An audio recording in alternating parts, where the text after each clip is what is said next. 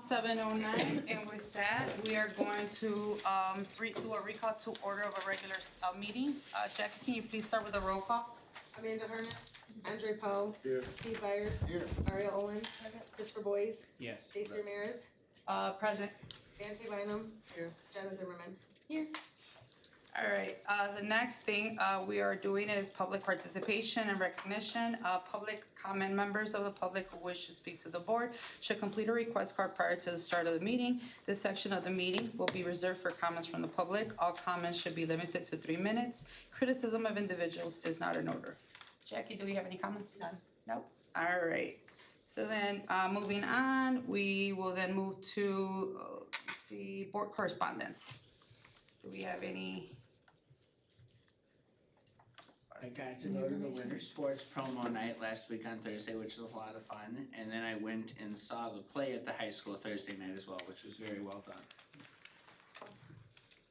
Any other updates for board members? I did not make it out to visit anywhere since last board meeting, but I did have a excellent conversation with some of the folks at Barb Food Mart that I'd like to bring to the fellow board members and team here at some point. Awesome. I visited Cortland last week, that was lovely. Awesome. And I actually attended a training through the Illinois Association of School Boards. It was actually to provide us with information about the resolutions for the committee report and the things that we will be voting on at the III conference this upcoming weekend, Friday and Saturday. We will be there Friday, Saturday, and Sunday. So we have to go over the resolutions. You all should have received this package back in September at your home address. If you all open up this resolution book, what they wanted us basically to go over, what they requested for us to go over is basically like the presenting to you all the resolutions that are being proposed or that were proposed by different districts throughout the state of Illinois. And what they wanted us to do is basically briefly go through each of the resolutions, the new resolutions that they're seeking, that were presented, and then vote on whether or not we seek to agree or disagree with what the resolutions committee obviously agreed on based on what was presented to them by that particular board. So the first resolution is the local, state, federal. It's listed actually on page 10 of this particular package. So if you all open up your package to page 10. Chris. You gotta keep going. All right, under page 10, you will see the very first one. It's the industrial construction. The submitting district was District 107. The statement of resolution, be it resolved that the Illinois Association of School Boards shall support and encourage legislation that prohibits the construction of industrial facilities near schools. Industrial facilities have negative consequences on schools that are threefold. Number one, the health and safety of all students, faculty, and staff. Number two, the learning outcomes and students. And number three, the learning environments of students. They presented a lot of information under that. However, if you flip to page 11, on page 11, you'll see listed the resolution committee analysis. The committee discussed how industrial constructions does not affect most IASB members, and some small communities depend on income from industrial facilities with space only available near schools, which would ultimately harm small communities that want the facilities. This shall remain under the local control. The committee also noted that if it is truly a health concern for children, the Environmental Protection Agency, EPA, should be brought in to deliberate zoning. So the resolution committee recommends that they do not adopt it as a statewide resolution. Do we agree or disagree with the recommendation? I agree. Agreed. Agree. Chantel? Okay. All right. The second one is listed under school resource officer funding. It was presented by District 33C. The statement of the resolution, the Illinois Association of School Boards shall request that the Illinois legislature consider legislation providing educational funding to all school districts to offset the costs of a school resource officer. The resolution committee analysis, the committee agreed that the presence of school officers, SROs, help protect the safety of the children and that there needs to be more funding to help offset the cost of hiring the SROs. Even with grant money to help cover the costs, school districts are left to pick up the remaining cost of the SROs, and it could use additional funding. The resolution committee recommends that we do adopt it as a statement. Are we in agreement with that? Okay. Right, the next one is the bus driver regulations. The Illinois, this was presented by District 404. Statement of resolution, the Illinois Association of School Boards shall support changes to the federal and state schools transportation regulations that return licensing requirements and driver trainer liability back to pre-February 2023 levels at minimum. Allow local training and testing for bus drivers and bus driver candidates, and increase the transportation reimbursement rate from the state of Illinois to 100%.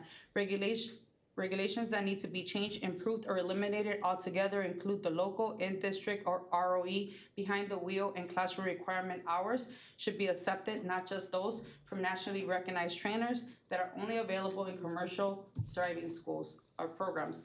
And number two, remove liability that is borne by the new driver trainers concerning the drivers they certify.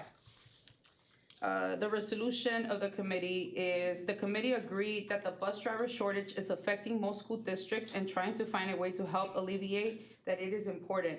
The committee felt that helping to ease the requirements and training to become a bus driver will help to improve shortage that districts are facing. The resolution committee recommends that we do adopt. Makes sense. Do we agree with that? All right. And then the next one is employment history review. This was submitted by District 110. Be it resolved that the Illinois Association of School Boards shall request the Illinois legislature consider using the Illinois Department of Child and Family Services, DCFS, Child Abuse and Neglect Tracking System, CANT, as a means to fulfill the employment history review of Faith's Law. The resolution committee analysis. The committee understood and agreed that finding a way to help districts implement Faith's Law is important, but they felt that this was not the right system to use to fix the issue. The resolution committee recommends that we do not adopt. I'd say I'm for adopting it. We don't have a lot of information on the system. So, Say it's not the right fix, but I don't know much about the system that they're talking about. so what they're saying, if you read the actual, like, the rationale of the district, what they were saying is that they were trying to use a specific system for reviewing. Right. But what they're saying is that they already have a system in place for reviewing the thing. So the employee, to review the history employment of the particular applicants. So It's just a different way. it's just a different process, but they already have a current process in place. And they just didn't feel that this system, the new one that they're actually recommending, that that was suitable for the entire districts, all districts across the state of Illinois to follow. That is not to say that they did not agree with it, with a background check being done, but more so the way that what they were asking of was not necessarily, it would not be feasible for us to be able to do it, or expected for all districts to be able to do it in this manner.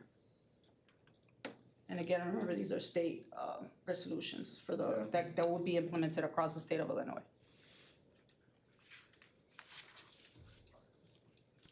So, what about the rest of you? They recommend that we do not adopt. Okay, Fanta? Okay. It's fine, as long as we're waiting. I just want to clarify, so I see in the analysis where it says they don't feel like this is the right system. Where does it reference the other system they're using? Well, they actually referenced it in the actual training, yeah, in the training. That's fine then. Thank you. No problem. And the training is actually available for everybody or anybody to go into. If you just go into the IASB website, the training should be available. I think it should be available. I know for me it was because I attended and I actually signed up for the training. But if it's not, I could see if it could be obviously something that we can forward to all of you, or that I can forward to all of you. Was this a no? So this is they said that they agreed to not adopt. No. All right, so that was actually, That was 4. that was 4. Okay, let me see the next one. Okay, All right, so yes, the last one is the alternatives, safe school funding. This was presented by District 228. Be it resolved that the Illinois Association of School Boards shall advocate for additional funding to be provided for regional alternative safe schools to allow for an elementary appropriate program, additional funding, and approved certification programs, additional funding, and approved certification programs for board certified behavior analyst BCBA in school districts, and additional flexibility with student discipline to help local districts provide the safest learning environment possible. We also ask that we also ask that the state legislature review SB 100 and make any necessary changes to allow for more local control as it relates to student discipline post-COVID, especially at the elementary and middle school levels. The resolution committee analysis. The committee discussed the current IASB position statement 2.33 that already states that IASB will advocate using evidence-based funding to support funding for alternative schools. Members also discussed a possible review of SB 100, which encouraged limiting student suspensions and expulsions, and established a parent-teacher advisory committee that would develop with the school board policy guidelines on pupil discipline. The resolution committee recommends that they do not adopt, because that's something already that's in the works with the policies that they're seeking to implement at a statewide. That's already something that's already in the works. Interesting. And then, before we move on, so where are we at with that one? I'm fine with that. If there's something else already in the works, I mean, it's, from what it says in the district rationale is districts want more funding to help with more of the behavior-based issues that we're having, and a little bit, and looking at SB 100, which requires a good progressive discipline and a little bit more flexibility on that, I think would be helpful in our district, and more funding would be helpful. But to not adopt would mean we wouldn't do those things. But if there's something else that they're already working on in that I don't know about that's not here. Well, what they stated is that a lot of, if you look on the following page, on page 14, and 14, if you look at in that particular page, there's actually a whole list of other resolutions that also didn't even make it to, they didn't even process, or they didn't ask for us to present to you all, is because some of these are already either policies that are being assessed to be updated and to already be implemented with changes, or there's already a request for funding, so this will be in addition to it. So what they stated is that these are implementations that will be coming forth for the following school year to be implemented, but since they're already seeking to implement things for this year, then it's not something that they actually recommend at this point, because there's already something in the works. So that's something that was approved last year already. So, do we agree? Okay, all right. Whew. All right, thank you. So with that said, any other board correspondence, updates? No? All right, student correspondence.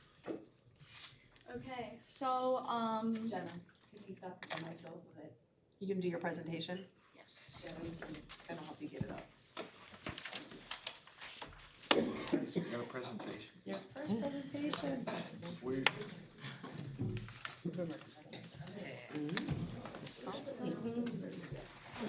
Okay, so, before or after the last meeting, we had 2 mini board meetings at the high school. And we were able to talk about some positive things, like we recognize the pizzas for the students of the month or something like that. And we're also trying to get a student speak out for the second semester. Some other things that we were looking at on the more improvement side are trying to get vape detectors at the high school just to eliminate some of that problem. And then some lunch improvement ideas that I'm gonna show you right now.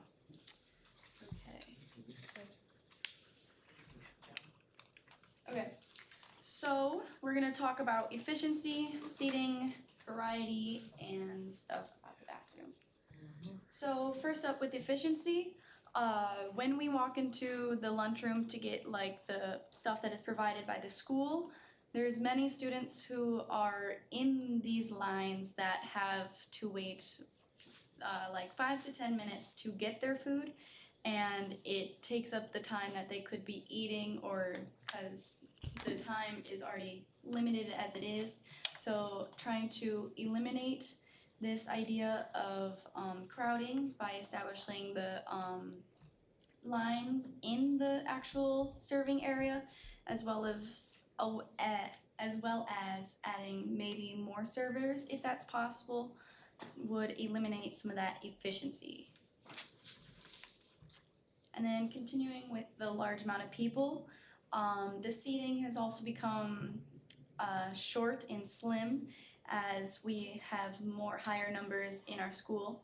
So the students have seen that adding more seats could potentially allow more students to fit as we get more students going into the next years. Or larger tables would also help with this seating problem.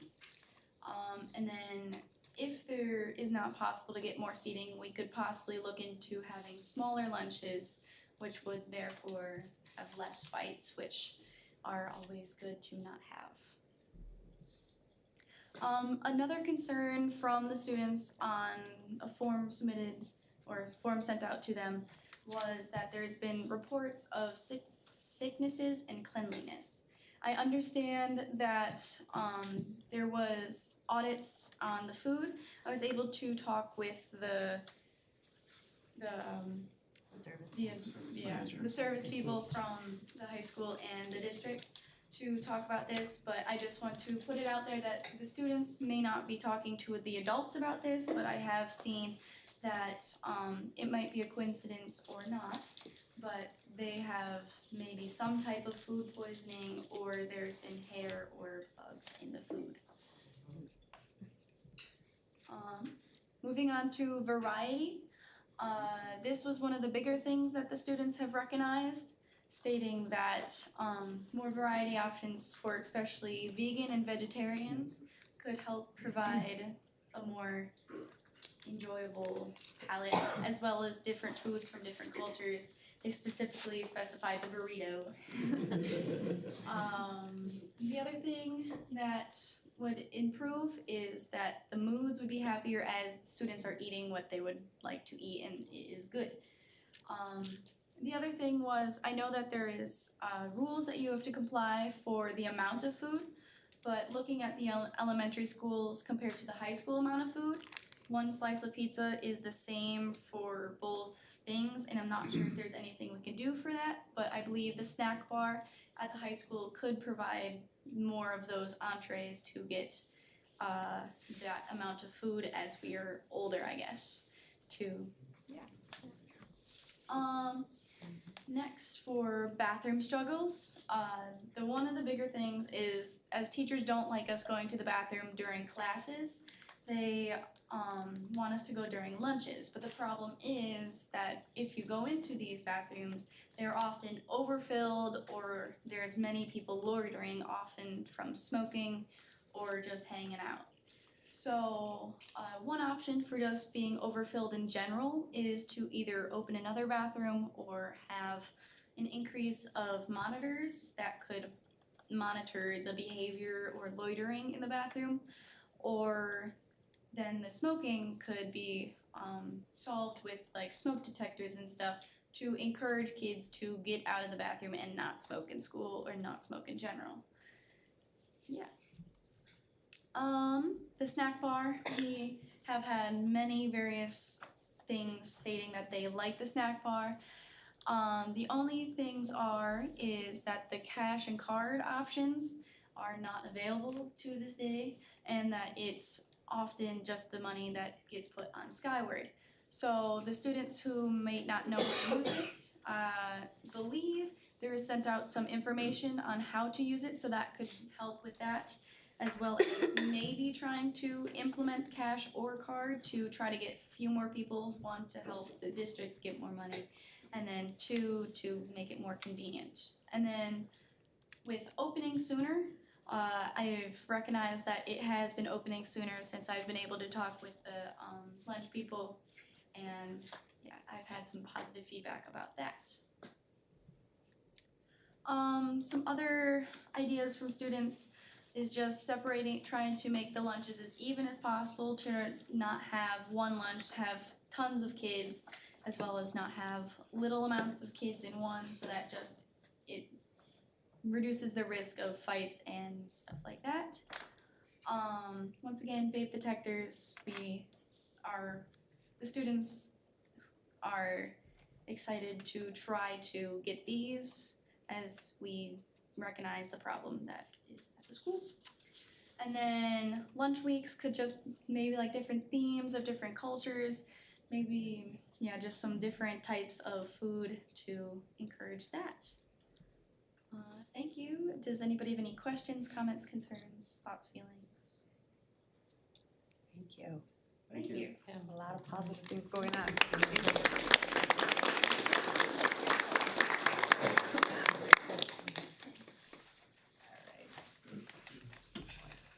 And so the board understands and the community understands as well. My Candace and the Yarmark manager have actually met with Jenna and the team at the high school last week. And some of the updates and new ways of doing things are already in the marks. So we just wanted to make sure that Jenna and the students' voice has really helped us to understand that, so I appreciate that. Thank you. And I did see a survey that came out. I don't know if it's in relation to that, but I saw a survey that went out last week, so great job. All right.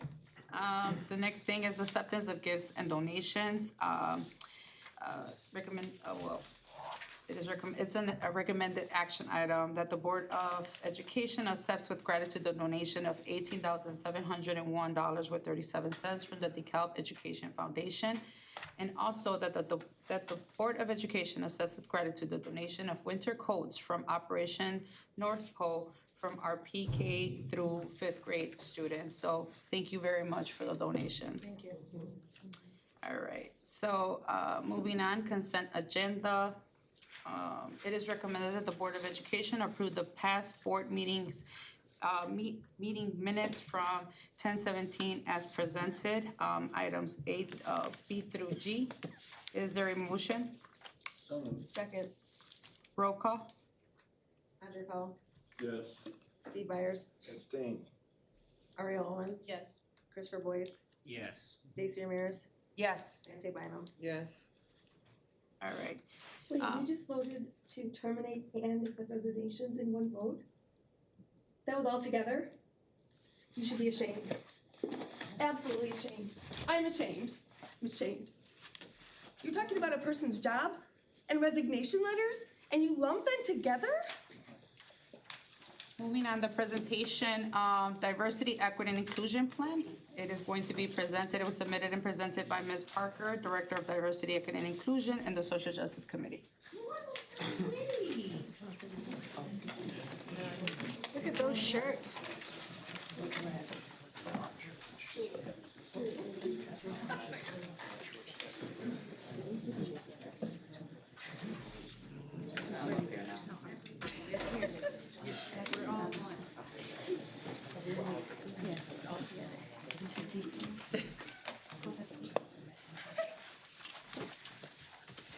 Good evening, board members, students, parents, staff, and community. I am Dr. Trevita Shaw, principal at Huntley Middle School. Commendable efforts were taken by the DeKalb School Board of Education in adopting the diversity plan on June 5th, 2018. The initiative, born out of a comprehensive community needs assessment led by esteemed individuals such as Drs. J.Q. Adams, Dr. James Cohen, and Dr. Sharon Stevens, have been a crucial step towards fostering an inclusive and an equitable educational environment within our district. We would like to acknowledge the diligent work of Dr. Jenny Huber, Andrea Mitchell, and Dr. Lisa Becker, the co-authors who presented the original diversity plan to the school board. Their dedication, coupled with the overwhelming and unanimous support from the board, reflected a shared commitment to address the diverse needs of all stakeholders.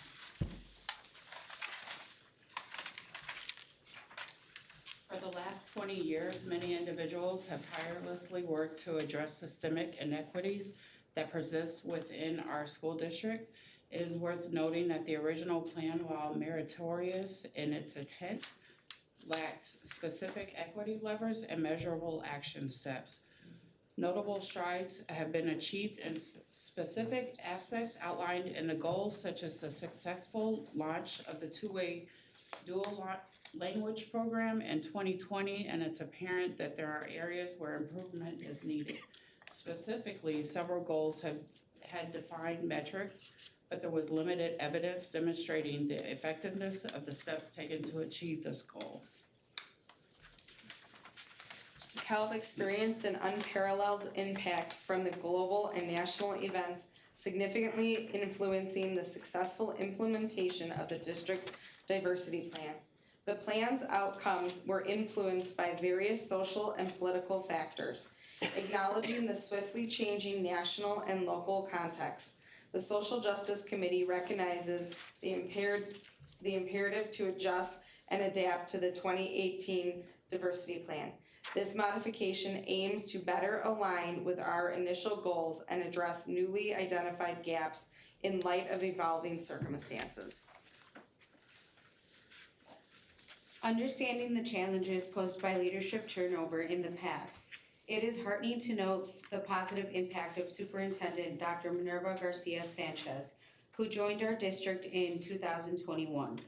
Her engagement and support for the social justice team have been instrumental in fostering consistent meetings and renewed commitment to the principles outlined in the original diversity plan.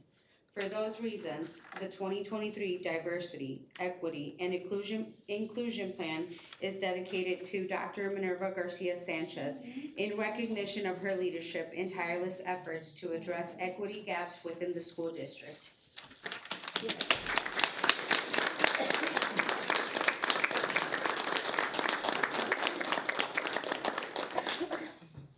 We have other members here, and if you would like to join us, feel free to join us.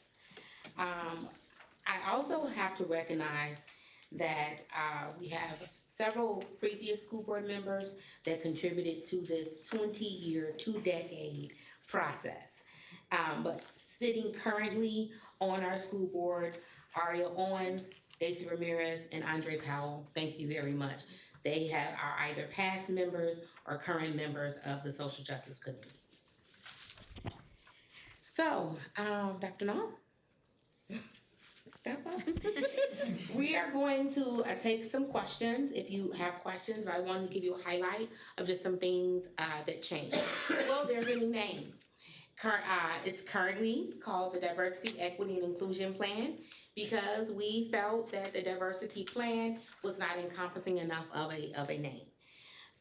What have we done differently? As you know, the Illinois State Board of Education released an equity journey continuum for all school districts, and so we had to align this plan with the equity journey continuum. We were way ahead of the game.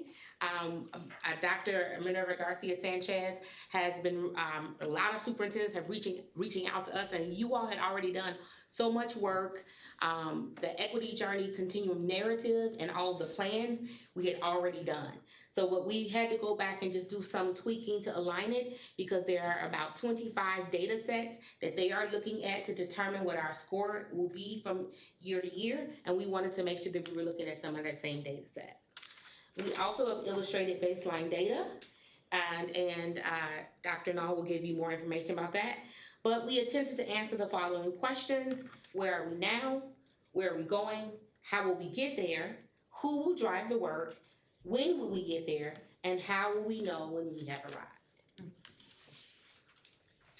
I'm sure you haven't had a chance to read through every page of the diversity plan yet.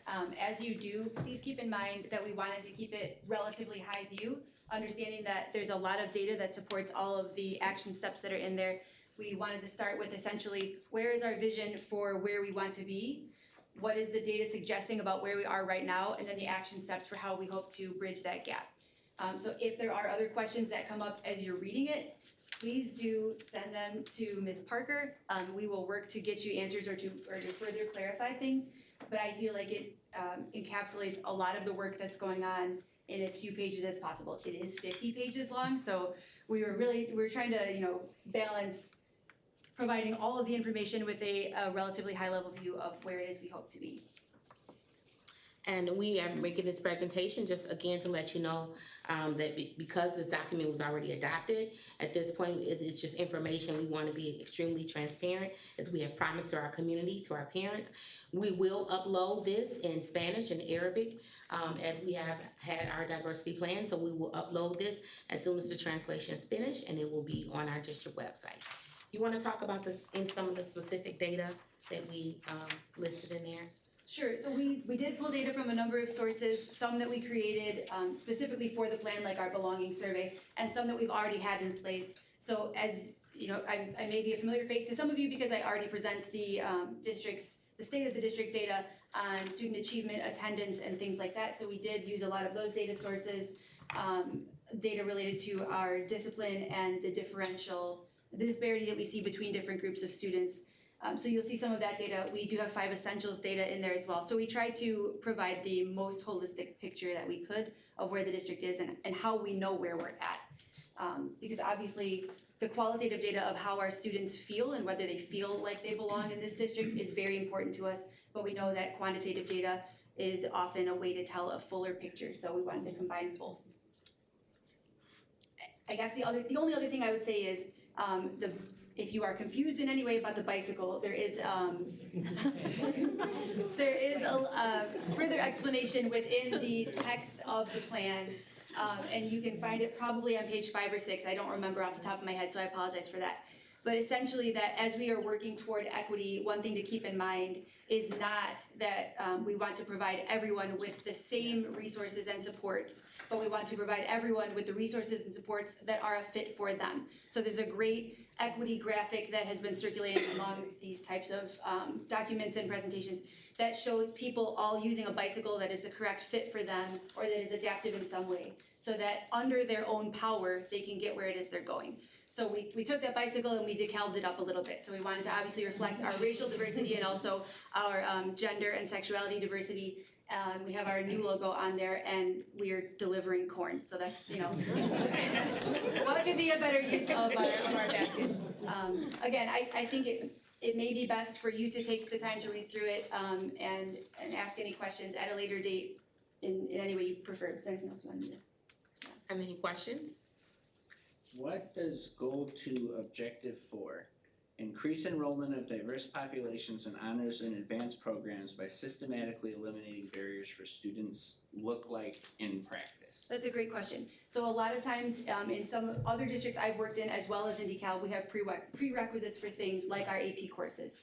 And we want to, instead of saying you have to hit all of these requirements in order to get into an AP class, we want to make sure that classes like AP or dual credit bearing classes, that we're recruiting students and saying, we know you can do this. That you maybe you'll need different supports than other students, but I am old these days, but when I was a student at DeKalb High School, the same faces were in all of my AP classes.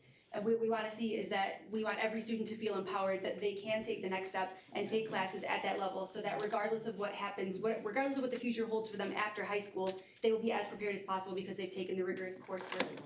So a lot of times that looks like, are there study labs where students can drop in and get help with papers? Even just seeing students in those classes that look like you, not being the only student who looks like you, I'm maybe not the right person to deliver this particular message, but it can make people feel more comfortable and like they in fact belong and they have every right to be there just as other students would as well. So I guess my question off of that would be is every student in our district, if they meet the prerequisites, has a right to be in that class. Are we not lowering the standards of the course? So that's a really good question, and actually that's a question that we receive quite often, because people often hear removing barriers as lowering standards. Removing barriers is taking the fence out the backyard, but not giving people permission to come in your backyard. And what we know is that just because you tell somebody that they are welcome don't mean you are also providing access for them to get there. Work started under previous administration at the high school already to do things, for instance, of checking the way that we allow students to be in honors. For instance, in most cases, in honors across this nation, we use a lot of teacher recommendation. So we look at a 70 to 75% teachers recommend a kid get to be an honor. Well, what we know is we are inherently biased as human beings. And if a teacher recommendation is 75% of it and not necessarily that student's drive, that student's ability. And what we also know, research has shown us that just because a student has not made, let's say, straight A's, maybe there's a lot of the factors at home that don't allow them to make straight A's, but they have the drive, they have the motivation. Or in words like grit, they have that grit to still make it happen. We also look at parent recommendation more than we had in the past, because a parent knows their kid. They know what their child is capable of and what their child is not capable of. So more recently, in the last 3 years, if a parent says, I know my child can handle this, and I intend on working with my child, getting my child outside tutoring and so on, we would then acquiesce and say, yes, let your child have this opportunity, because we don't want to continue to throw up barriers. But that's a great question. Any other questions? All right, thank you for your time. Thank you. Thank you.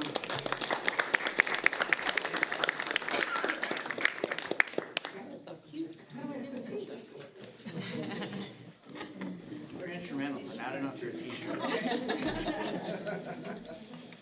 And I just want to openly commend all of the work that you each are doing. I know, I mean, I've been part of this committee since I joined the board, so I have witnessed firsthand all of the work that has gone into this, this handbook, into everything that you all are doing. So thank you for all the work that you each are doing.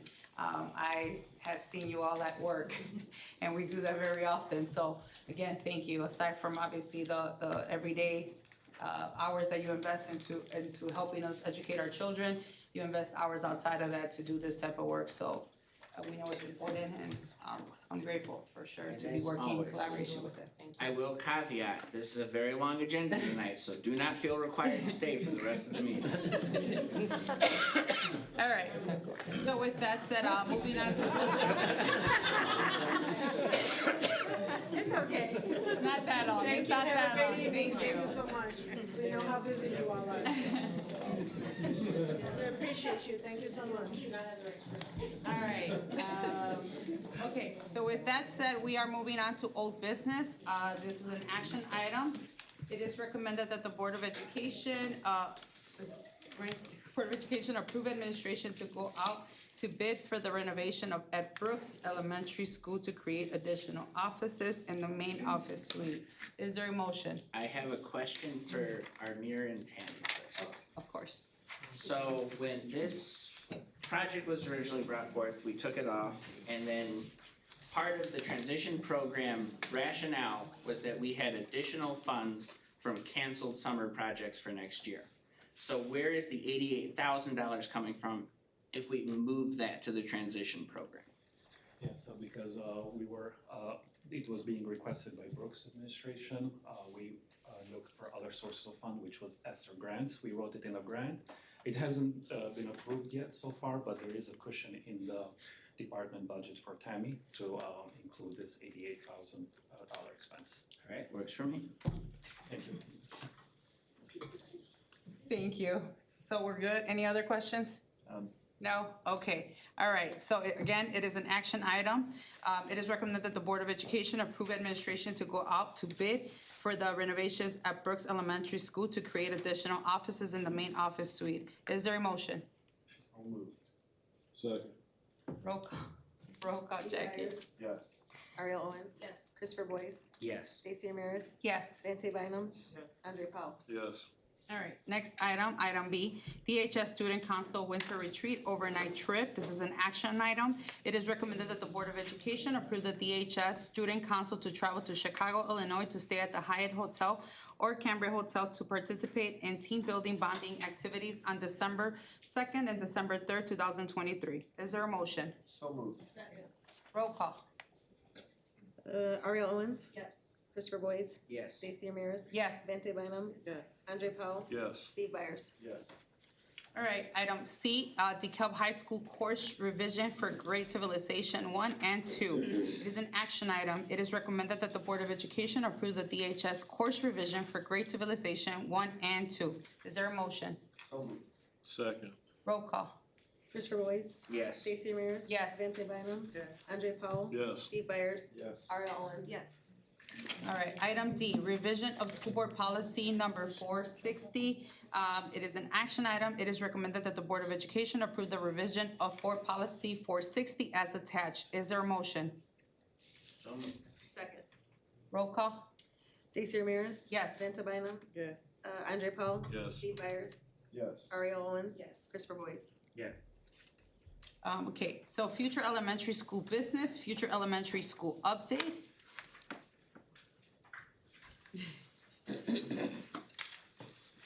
Thank you.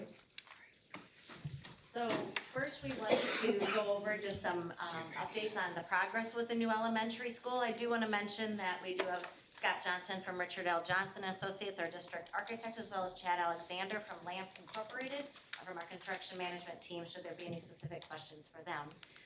To start out with though, I just want to go over some of the things that we have been working on.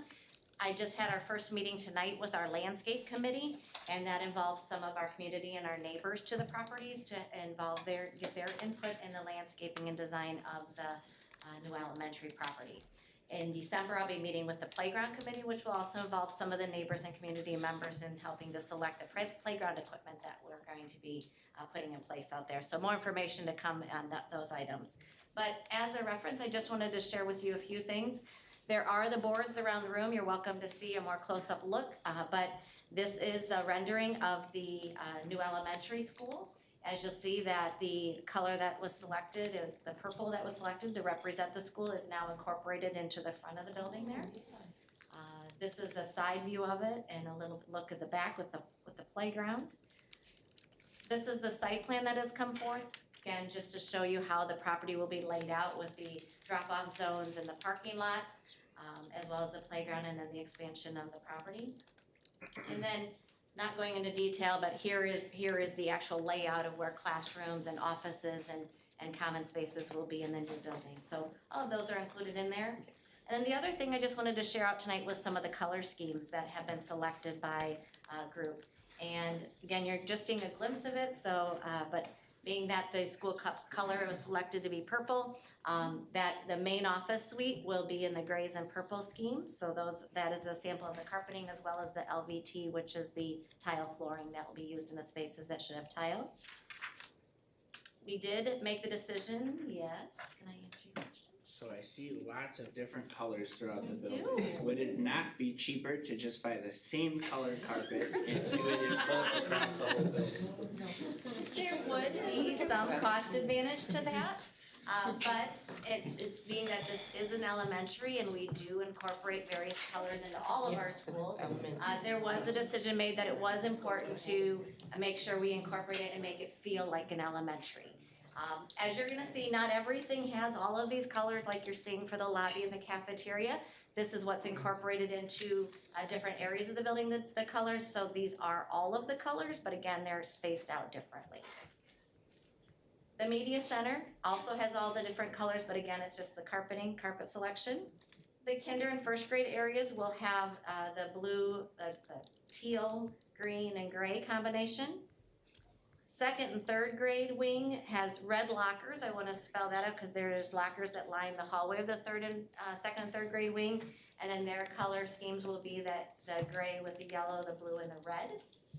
Part of the reason for this is then what it'll be is, I'm not sure which way it is, but the second grade will be like blue and yellow.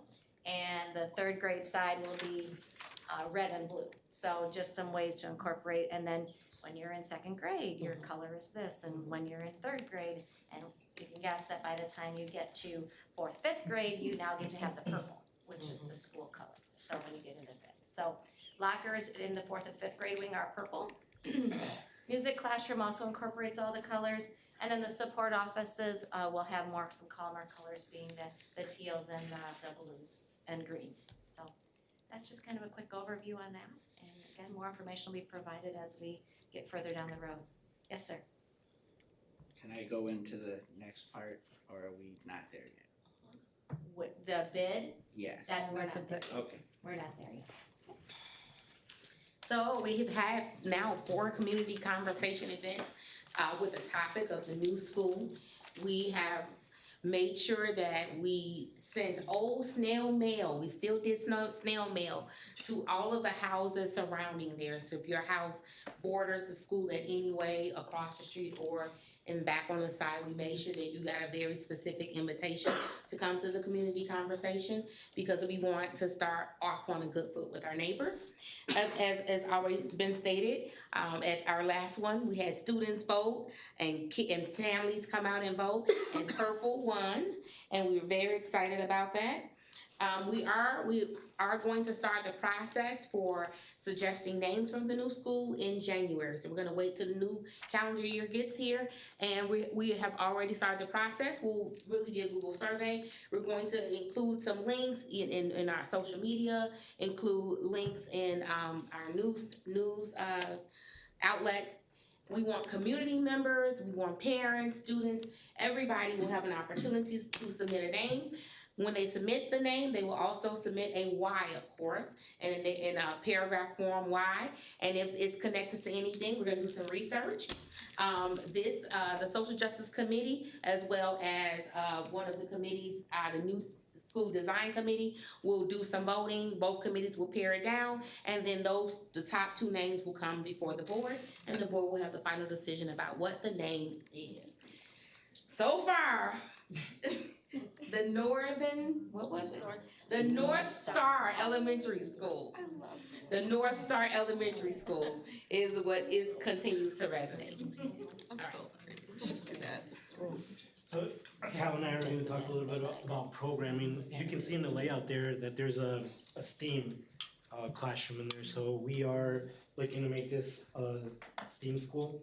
And within that, we have to make sure that we have all our staff trained in Project Lead the Way, so PLTW.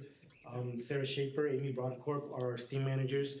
They are making sure to get trained as trainers, so they're doing the train-the-trainer model so that they can train our teachers. We actually have a couple of teachers who we're gonna pilot with already at Lincoln and Brooks, because some of our students, as we have to accommodate for the new school, are probably gonna come out of Lincoln and Brooks. So we wanna make sure we have students that are already experiencing this to continue to experience that in the new school. So we're sending a couple staff members and the principals to a PLTW in St. Louis, Missouri, which I will actually, with your permission, bring to information in December that is gonna happen in January. Just to add, from a programmatic standpoint, we've had various groups looking at all aspects of some of the specialized programs we're gonna put in the building. So right now we're looking at adding Classrooms of Our Soul program. That potentially could change, but that's kind of the direction we're heading right now. And so with that comes design of room layouts, flexible, furniture that can be adapted to meet students' needs.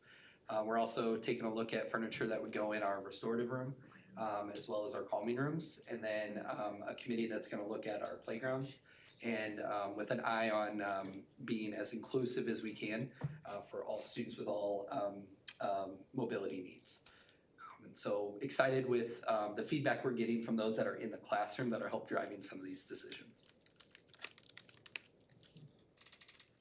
Any questions? I have a question for Director Parker. So this was something that was brought up at the city council meeting by one of the aldermen. So as we just went over the DEI plan as well, what is realistically, this building is in a very centralized part of town that is very much heavy on one demographic within our community. A lot of Black people live in that neighborhood. So what are we doing to ensure that we don't essentially segregate DeKalb by just building a new school in that neighborhood? So I'll tell you, like I told our alderman at a city council meeting, I'm gonna be completely honest, it's not something that we can fix in our school district. It is a city-wide and a systemic issue because our city is segregated. And if we continue, which it has been for about the last 27 years, it has been this district's goal to have more neighborhood schools so that the schools can be, walkable. And so until we desegregate our city, we are going to continue to contend with that as a school district, but we do have some we do have, ideas of how to mitigate, some of the issues that come with that. Because it is a STEAM, it will be a STEAM school, we will have to draw from various areas in our city. But first, and the majority of our population will be from from the North Florida area. Thank you. Any other questions? No? Okay, thank you very much. Thank you. Thank you. All right, the next item is item B, under future elementary school business, request to bid, new elementary school. This is an action item. Do we have any, first, is a action item. It is recommended that the Board of Education approve administration to bid the new elementary school project along with the 8 alternate bid packages. Is there a motion? So moved. Not yet.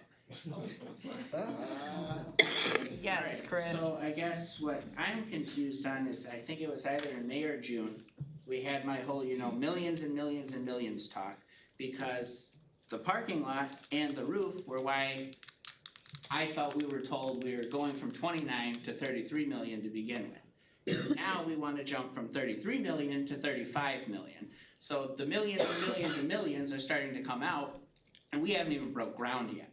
And we all know, once you start a renovation project, we're gonna break ground. Lamp's gonna go in there and say, oh shoot, we need to do this too. So I'm just very concerned with another 1.9 million that we're already asking for.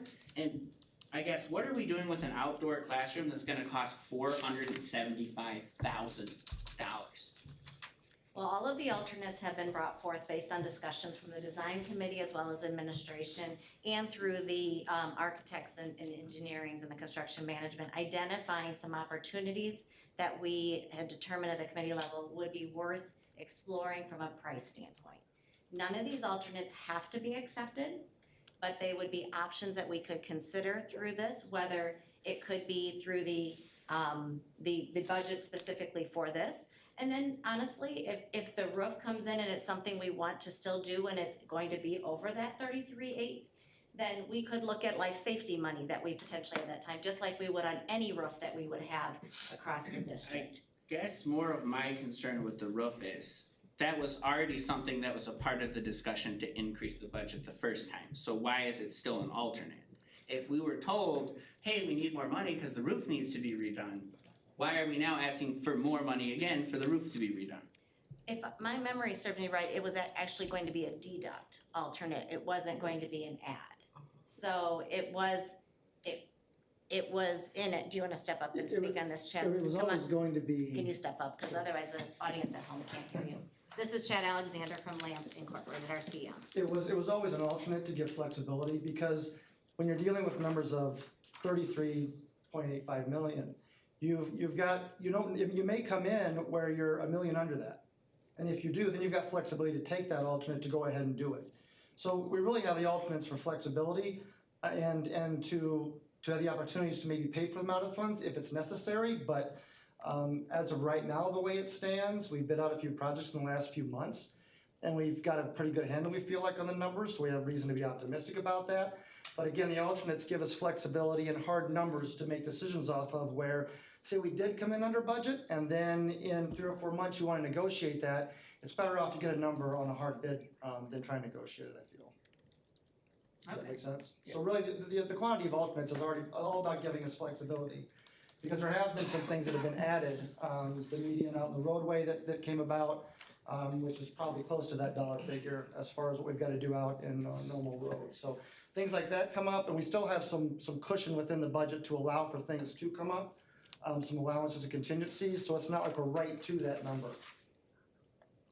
So I guess on top of that, what is this outdoor classroom going to be, that we're gonna be outside and it's gonna cost almost $500,000?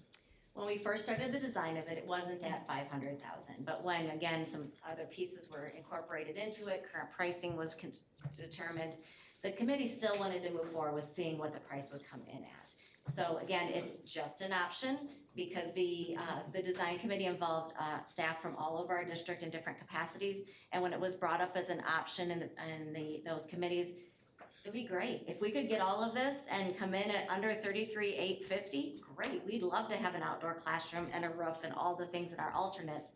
But again, that'll be a choice to make at that time. Cause stranger things have happened, we've bid out large projects and they come in way under our budget, and would rather have that opportunity to say yes or no at that time than to say, oh, now we've got money, we have some availability and some cushion, now we wanna see what it's gonna cost, cause then a change order could cost substantially more than what it would from an initial bid spec. Basically looking up front at everything that we have available so that we can possibly get a better deal. Absolutely, cause once we are under contract, what change orders that come forth, they cost additional funds, whether it's design, CM, architect, as well as you're kind of at the mercy of the subcontractor that currently holds that bid contract. And then it's a matter of, well, if they say this is what it is, sure, we've argued those costs before, but in reality, it's one company telling us the cost, not potentially a number of them, which is what we get at the time of the bids. I think it would be just beneficial to see kind of what, so we understand the outdoor classroom a little better, more information on that one specifically. We know what a roof is, Oh, yeah. but having built an outdoor classroom for my Eagle Scout project, I did it for like $100. I got you. This was probably way cooler. You're hired. I don't know. But when the bids come in, we will be coming with details, and knowing that that is something you'd like some more information, we can come in with more details and drawings and some things, so you guys can make an educated decision at that point of, is it worth the bid amount that comes in, again, depending on the complete project cost. Any other questions? Chris? Oh, go ahead. Taking a walk. Ariel, questions? Good. No? Steve? No questions from me.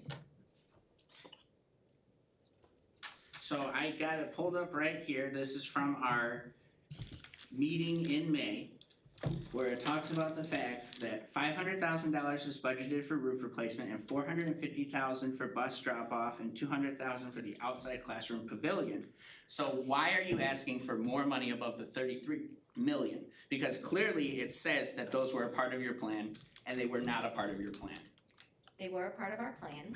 The reason we are asking at this time to put it in an alternate is because of changes that have been made throughout this process with the design team and administration based on the needs that have been determined by that group.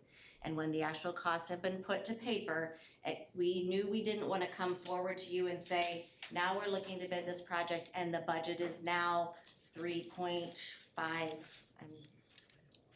or 35 million versus 33.8 to add the roof into it. So we instead wanted to come back with options at the time of bid and at the time that the bid results come in.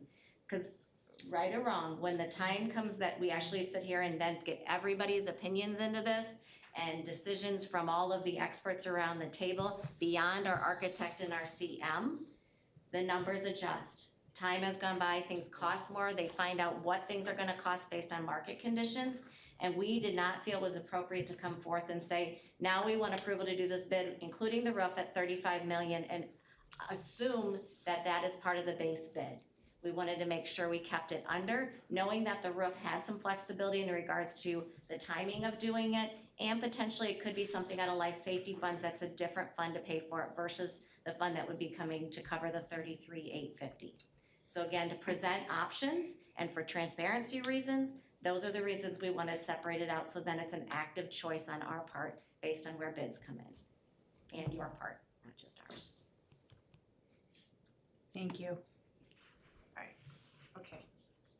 No other questions, right?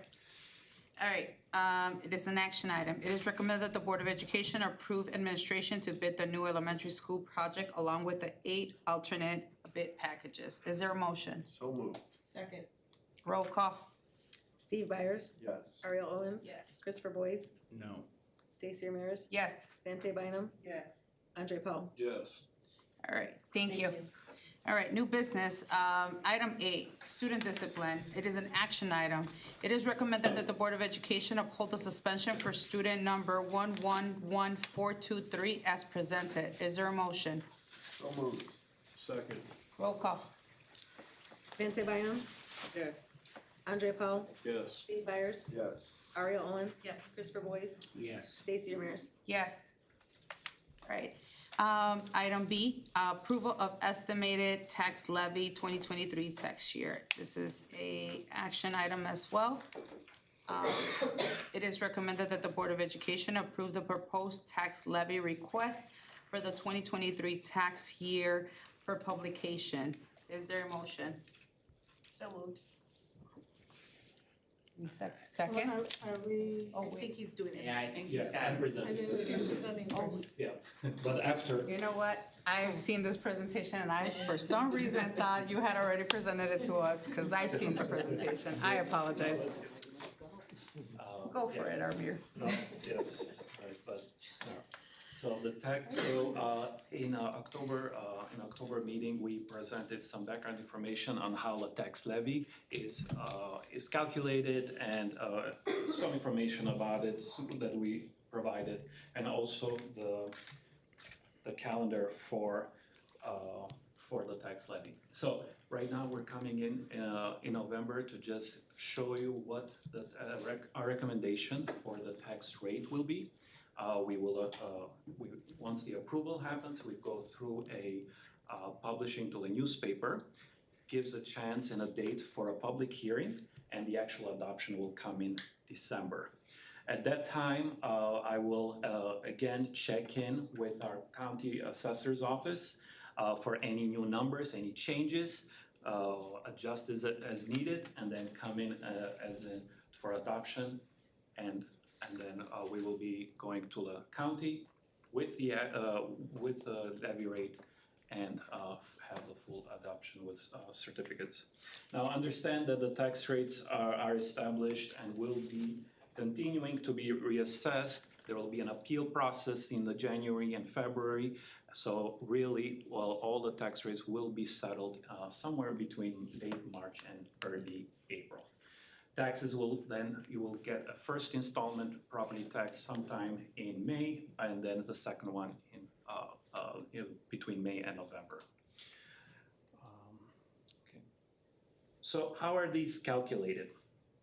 So we keep, especially for me, I'll have to check in all the time with our county assessor's office for how much is the assessment, how much are the properties are being assessed at their fair market value. This gives our base for what the tax rates will be and what tax rates will be collected. So we will constantly check in with the county assessors. Even the numbers that we presented back in October have changed because the assessment, the assessors keep looking at like properties and revalue those amounts. We need that information because that's how we look to calculate what the tax rate will be. There's these three factors that we keep talking about: is the equalized assessed value, which is our EAV, or our fair market value. That's our tax base, where everything is based from. And the only way that we can have the growth between the years is to get an extension out of our CPI and out of new construction. So CPI is the cost, the inflationary cost of living, which right now it's about 6.3%. However, school districts are capped. They are limited of how much CPI they can take from something that we call a PTEL law. The PTEL law will not allow us to go any further than 5% or CPI, whichever is less.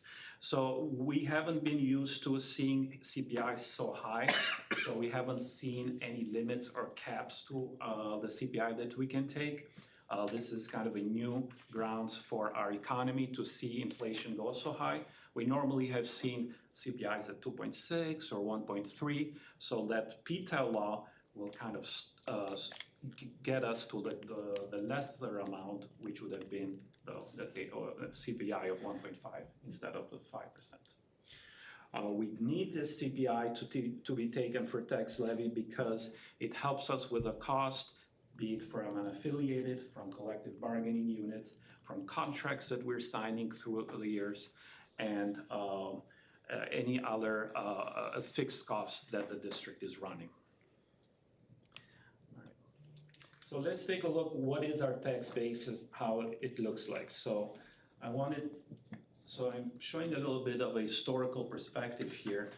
We have separated it between different types of property, from residential, farm, commercial, industrial, mineral and railroad, which are a little bit less. And you can see from year to year, there is a big growth for one particular sector.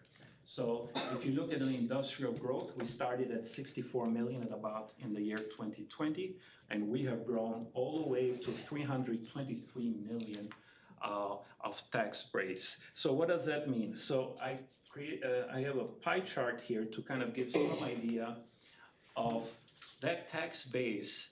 You're seeing that homeowners, residential homeowners, are actually getting a little bit smaller on that tax base portion of the taxes to pay, so they're at about 44%. And we're seeing the commercial and industrial kind of taking a little bit over. You kind of want to do that. You want a very nice spread out between everyone kind of chipping in and paying for the taxes. So the less we see the residential percentage, the better it is, especially for homeowners. And you want the industrial and commercial to have a bigger slice of that pie so that they can chip in more into that tax base. Okay. So going back to, I had a percent change right at the bottom below the total EAV. There is a percent change between the years. So we have seen a little bit kind of a steady rise between 2020 to 2021. We have 3.19%, 11, 12%, so kind of steady. And then in 2023, there is a full reassessment, a recalculation of all property assessors, and we're seeing a jump of as high as 26%. On top of it, there is this new growth. So to kind of explain what new growth is, those are properties that will be entering our tax rolls between now and March when the tax rates are established. So we need to know that new growth, so we know who are the new taxes, the new taxpayers that are rolling into our tax base. So I kind of had a breakdown here. It is very high for previous years. It was last year was 50 million. Currently, we're at about 180 million. Now, this will affect how our tax rates and how our tax rate collection will be calculated.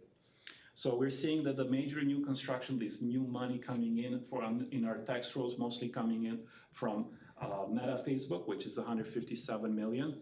There is a caveat here. They are part of a E-zone abatement, which is about 55% for a 20-year period. So even though they're coming in as taxpayers, coming in the new tax rolls, they're really going to pay half of that. So that's kind of important to know whenever we have this industrial growth. And just to clarify for those watching, of that like 157 million number, we get, 1% of that, essentially 157? Well, it's,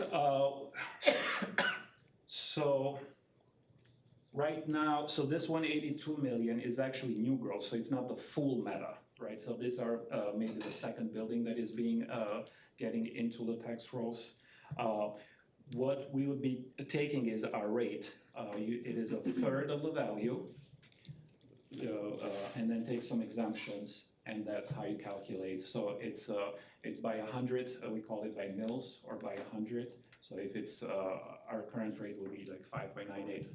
So I can get more into details on that level, but So how much are we getting from Meta? Is that the question? Yeah, essentially, how much is that big number actually equating to in our budget? So last year we collected 608,000. And then this year, since we're seeing kind of a bigger growth, I'm expecting a little bit more, but again, it is 50% what they would have normally received, would have normally contributed. It's also important to know, right, that obviously with these evaluations being assessed at a higher rate, then that means properties are obviously assessed at higher rates, which ultimately also means higher taxes for them as well that are to come for property owners because their properties are now assessed or valued at a higher rate. It's the same thing with the bigger your tax base is, even though the percentage, we're always trying to lower the percentage rate on our taxes, that may, even though it may help, there will be savings there, taxpayers may not see a negative or reduction from previous year because their market share their fair market of their houses keeps growing, and that means your tax base keeps growing. It's kind of me saying a 5% out of $100 is less than 4% of 150. So the higher the your tax base, even the percentage gets lower, you're still growing in amounts. So I'll try to maybe, hopefully the other slides will kind of tackle that and give a little bit better perspective. But here's that visualization. If you look at the chart, the columns, the bar chart there, you're seeing a big growth of economic growth coming in, particularly from industrial zones. So jumping in much higher at the 2023 year. Okay, well, here's our tax rate then this is only the school district, right? So if those that are a little bit more familiar on your tax bills, you will take a look, you will see that the school district is there, but there's other up to 9 taxing bodies that can contribute, that take part of that tax bill amount. So we have tried to mitigate a lot of these taxpayers,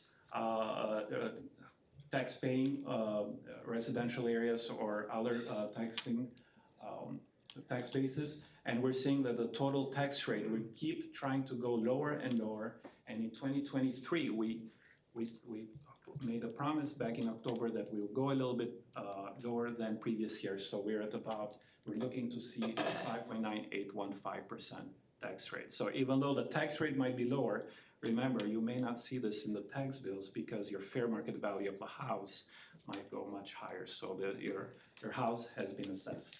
So how much money is that we, as a district, are going to leave on the county table so that our taxpayers actually see it, on their bill? Like how much is the district leaving on the table this year?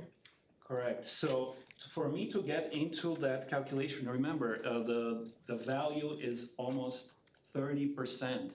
We're growing your fair market value of your houses or your commercial properties has grown up to 33%. So for us to kind of have a little bit of an impact and mitigate some savings for the taxpayers, we have to go in and kind of look for a calculation that will get us to a lower property tax rate. So to get that 5.98%, we're looking at leaving on the table about 16 million, where about 12 million will come from the property tax relief grant. So in here, I had under new growth, for the calculations to work, we had to adjust about 49 million from the new growth coming out of the industrial to mitigate some savings. So out of that 49 million that's coming in our tax rolls, we are not gonna capture that amount so that the tax rate can work for us. So I'm gonna bring in a resolution to the board sometime in January and February to kind of allow this form of under levy, because the growth is so big. For us to even get that tax rate, we have to leave about 49 million which seems to be mostly from Meta, which already has a tax abatement. So the impact to the district, even though it might be permanent, might be a little bit, it will be a little bit more permanent. It is part of that abatement, so we won't feel as much, but we have to kind of play a little bit of a balancing game there. So this is how the calculations are done. You're looking at the new growth. We're taking away about 49 million where we're not gonna take taxes from, leave it on the table as Minerva mentioned. And then we're seeing about 3.4 million that we are not gonna be able to collect on top of some property tax relief grants. So this is the only way we could have afforded, and we have done this in the past few years. we were able to afford these type of mitigation, tax relief, taxpayer relief savings through a grant from the state. Every year, almost every year, we've received some form of relief grant from the state, and this year, it's kind of nice that we have an overlapping of 2 grants coming in, about 6 million each.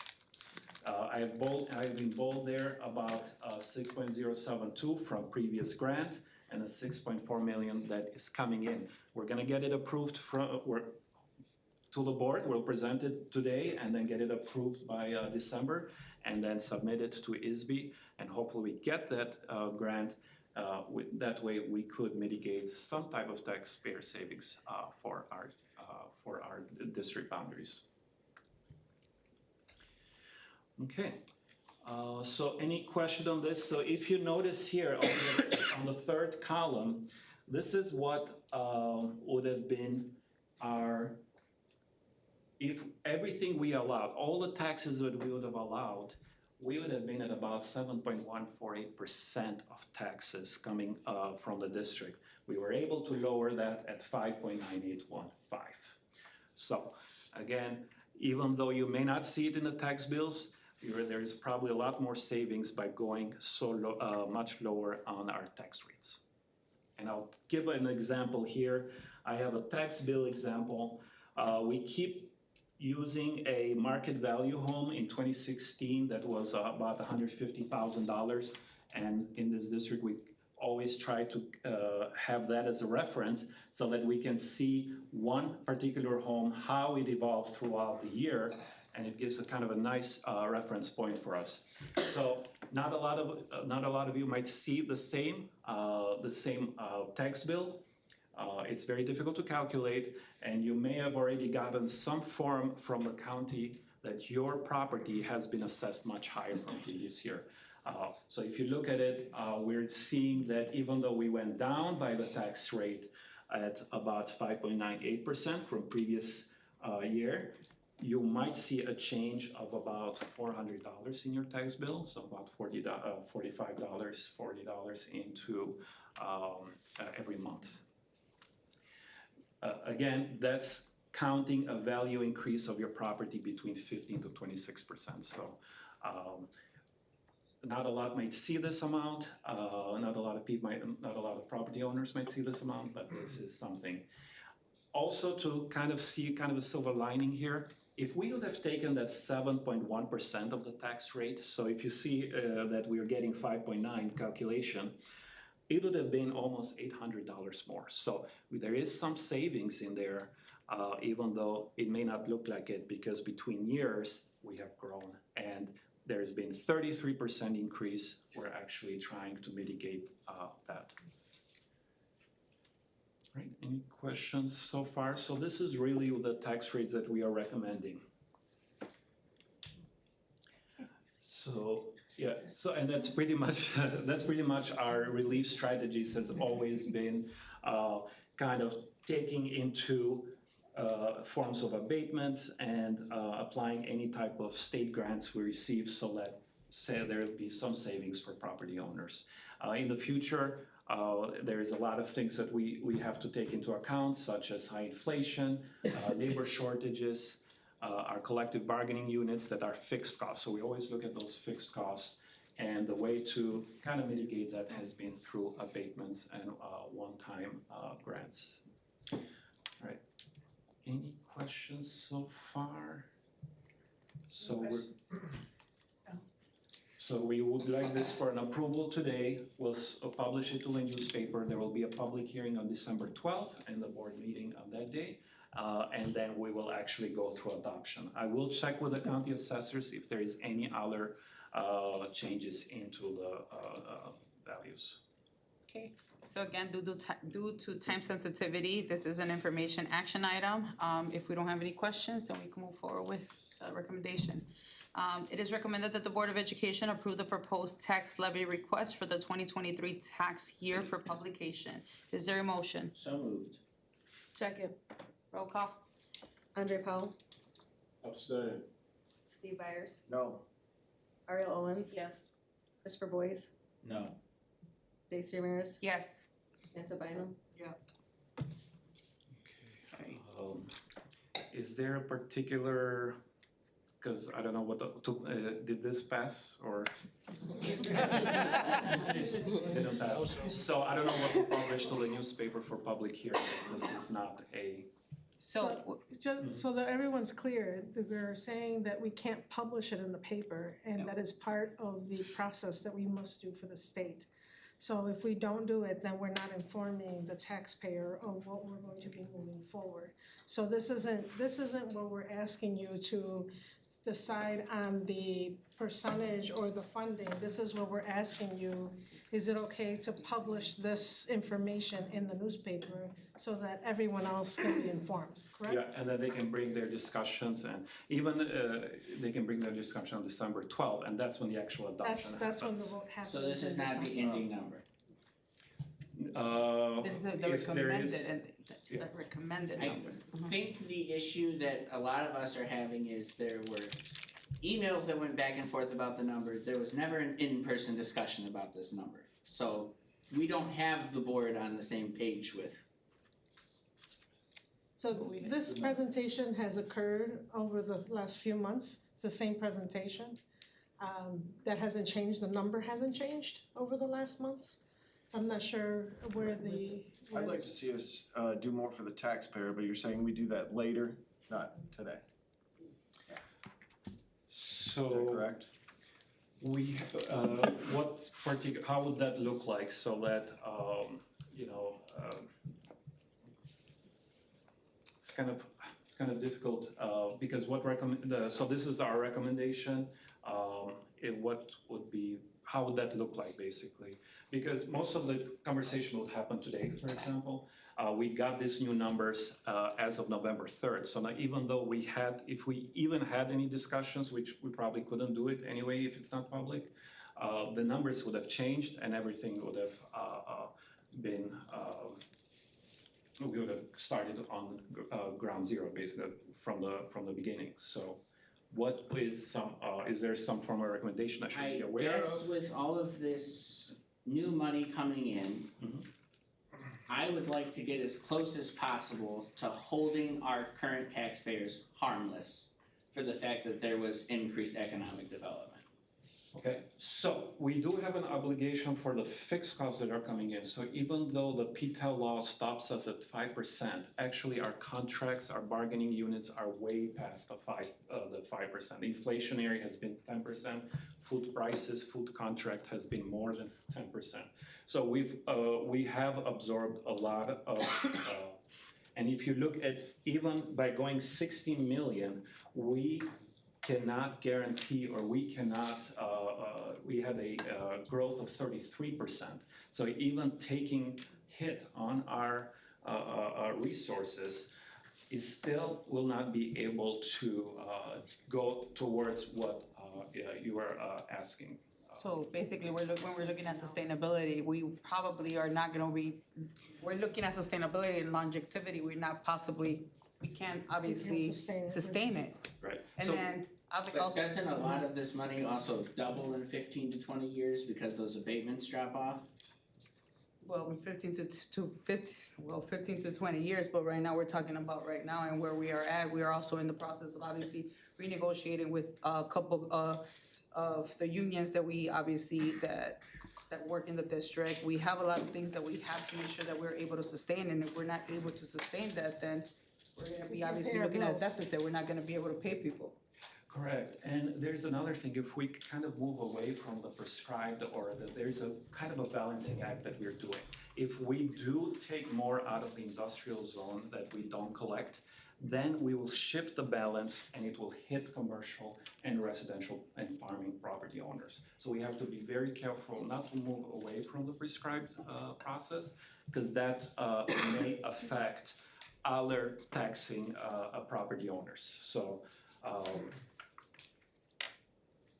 as we assessed and everything that we have at the table, what are the questions that we have to bring so that we can continue the discussion, whether we have it today or not, because we do have to meet the standards of what the state is mandating for us to Daisy, meet. I don't wanna interrupt, but we're checking because I think it may have passed. I think Because of the- Andre's abstain is a abstain. blank vote, and so it may have been a 3-2. So it did So we're pass. calling Steve to get clarification if that was an actual motion passed, Based on the based on the votes. abstain, So- okay.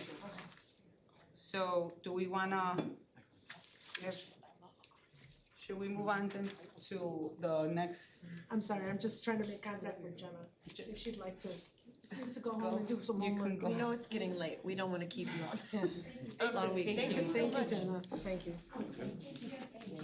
So as we wait for that, Jackie, would it be okay for us to move on to the next item So then? unless you have more questions. Do we have any whatever. other questions? Is there in the meantime?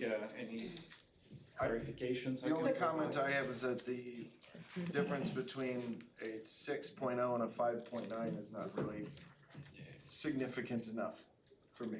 Yeah, but remember the economic activity that's happening, it has grown by 33%. So we can never catch up to that 33%, even no matter how that works. So, and we also have to take into account how our economic cycle happens. So even though right now we might be seeing a boom in economic growth nationally, inflation is kind of tapering down. So, we have to keep the process what's prescribed simply because there's a few things that might hit us very hard, let's say, the following future. Do we need to hold a special board meeting to have this conversation prior to the December 12th deadline? I guess when we find out if it moved or not. To pose that because obviously we need to have a more in-depth conversation and we need to prepare other numbers if that's what you're asking us to do. And more importantly, what we need to do tonight is make sure that we can post this.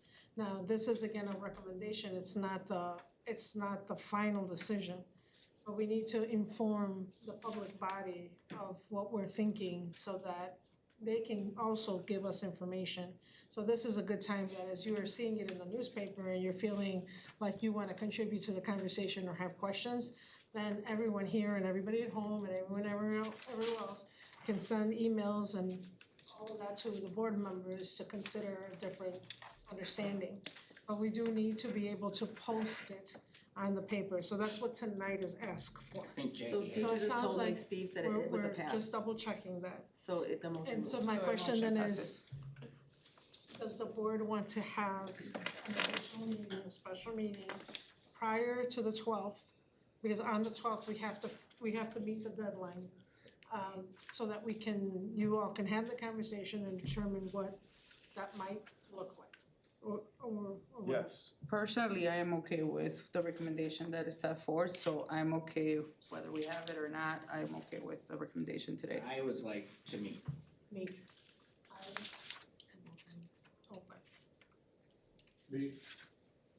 I'm okay with it. Okay. I'm sure Amanda will probably want to meet too. So yes, looking and thinking about where we are at, probably we will move forward, then we're having another meeting additional to, or prior to the December 12th date, where we can have further So then- discussions. And then you'd like some recommendation if keeping it below. I think like we just wanna see how hardcore the district would spiral if we gave the taxpayers a little bit of their own money back. Cause we currently That's- have like $70 million in reserves, so it's not like we're bleeding money left and right. That might be true, but remember, we're only 80% adequately financially from state. We're adequately financial adequate, 80% of what we should be. So there's that. Additionally, a part of the new growth, if we move away from the prescribed, remember, we might be helping the industrial zones, but it will shift the burden towards other, the commercial and the property tax owners, the residential. So we have to be very careful if we're moving away and creating these artificial boundaries. Well, that, and then we also have to make sure that we fall within the boundaries of the expectations from ISB and the governor's office. So we don't just decide that we can just leave money on the table. There are parameters that we have to follow And we have to make sure that we are abiding by those parameters too, or we are out of compliance. Not just can we have a 20 to 30% savings that we're supposed to required by this board to have every year, but that we also, in addition to that, can pay our bills, can pay our staff, and are thinking about future needs. So it's all of those things put together, not just as simple as somebody's asking us to lower it and therefore we want to leave as much money as possible. We do, right? And so this is where we're coming at, and this is a number that makes sense based on what we know we will be expending and what will be coming up. So I'm fine with doing a meeting, we'll do what we need to, but we will have to bring in all of those parameters that are required by the state of Illinois, by ISB, to be able to run the school district, because we don't want to be out of compliance with them. You know, that opens us up for a lot of other things as well. Also, Amir, as we move on to having that meeting, would it be possible for you to also include for us, obviously the things that we need to consider, because obviously whatever it is that we adapt, we're looking at long-term, right? This is not just something that is gonna apply for this year, because this year we already adopted it. But for next year, obviously, this becomes obviously the rule, the law, right, the expectation. But I think as we move forward, it is important for us to also take into consideration the fact that ESSER funds are going to run out. It is also important for us to take into consideration that we have negotiation of some certain contracts that we have coming up, and that we also take into consideration the fact that we are no longer a Title I school, right? I mean, Title I district. And those funds, although we are a Tier 1, I apologize, a Tier 1 school. And although we're functioning out of a year back, right? Taxes, that's how taxes work. Looking obviously at the following year, it is important for us to take that into consideration. So would it be possible for us to also include that into the upcoming presentations, please? Yeah, absolutely. Just so that we can take full account of obviously the things that we have to also consider that no longer will be part of our overall budget. The money that's no longer available to us. Absolutely, and I mean, just to add more to that, this will be a permanent hit to our finances, and there is a continuous effect that we call compounding effect of this inflation moving forward. So there is a long-term adversarial effect to our finances. On top of a debt, we do have debt of up to 100 million, 120 million, including the new the construction for the new school. So even though we might have a fund balance of 70 million, you have to think also that we are paying still the high school, Portland, and the new elementary school. So we have to be mindful of a lot of this future effect that will happen. I just think we probably need to do a big picture so that everybody understands. I guess just a question to cover in what's gonna be a lot of the other requests coming up. We have a lot of FTE and additional staff requests for the rest of the meeting. Do we have the money for all of those? Well, if you approve this, yes. That's where all the items come in. So, but good question. Should we move on or? Yes. Okay, thank you, All right, we'll move on. thank you. All right, item C. It is also a property tax relief grant fiscal year 2024 cycle. This is an information and discussion item. All right, great news. Even though we were at Tier 2 and I was worried that we are not gonna get another round of taxpayers relief, it is afforded to us because ISB is using 2021 data. So we're kind of happy to announce that we are ranked, so that ISB ranks us under who is most eligible. And we are number 21 out of possible 32 people that are eligible for this property tax relief. The only thing I'm gonna bring up here, it's about 6.0767 million, and we have to abate 6.4 million, which means that the district will have to pay 420 out of their fund balance, which is more than happy to do this for us to get that abatement from the grant from the state. So this is just information. We will bring it as an approval in December. We will apply to ISB. The deadline is January 8th. And then from there, we will do an abatement resolution. I will bring it to the board. We'll send it to ISB get that approval and we can get that abatement that we are already counting for right here. If you can see the 6.4 million, which gets us from 82 to 76, so. Very good. Thank you. Any questions? Consensus to bring this back? Yes. Thank you. All right, item D, which is Society of Health and Physical Educators National Convention. This is an item that was submitted by Mr. Billy Wermo and Kelly Serby. Hi, good evening, everyone. So I have the privilege to be here with Kelly Zerby. She, for those of you who don't know, she's our PE teacher, elementary PE teacher at Jefferson. She's our district PE coordinator and Midwest Teacher of the Year in 2022.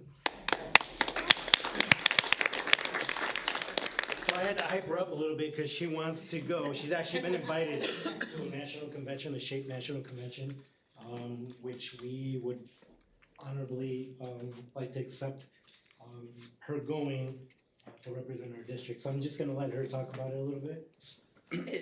Hello, everybody. Thanks for having me. The SHAPE National Convention is our national organization. I'm the current president of the Illinois Association, and SHAPE is our national umbrella.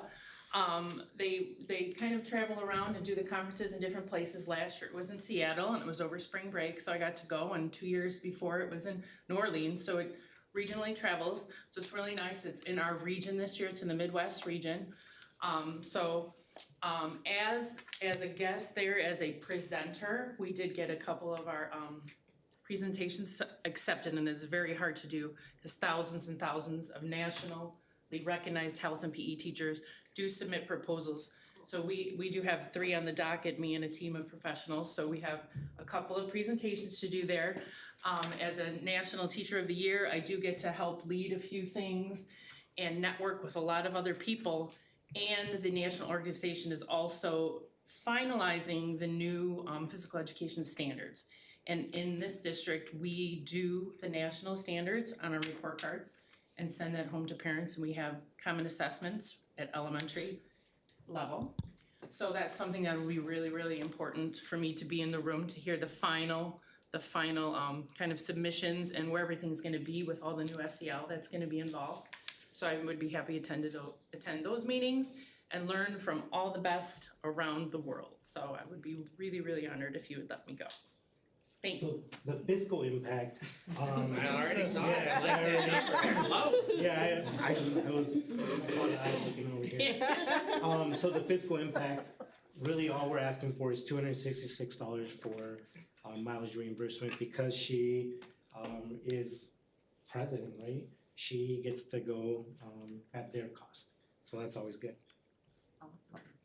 Consensus to bring this back? Yes. Thank you. Thank you. All right. The next item is item E, CABI conference. And I'm not sure this is The Ghana conference. let's see.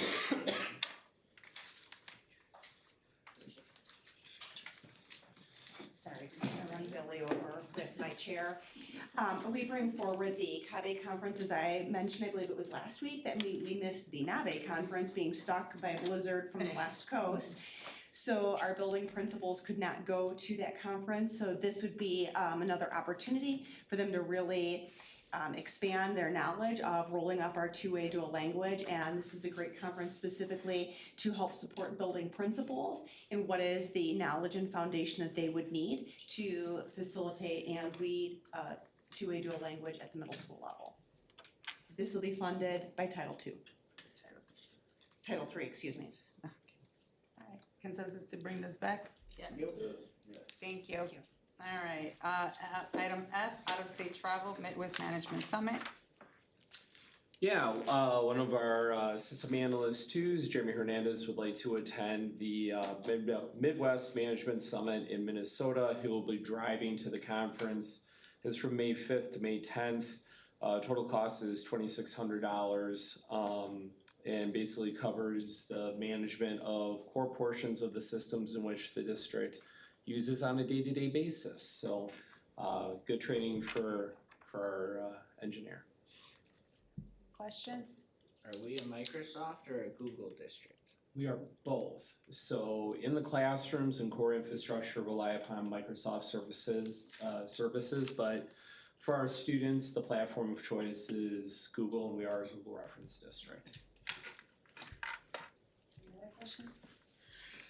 Consensus to bring this back? Yes. Thank you. Thanks. Item G, FTE request 4.0 office professional. Services presented by Mr. Kyle Gertis. And Ms. Teacher Salas. Good evening. Thanks.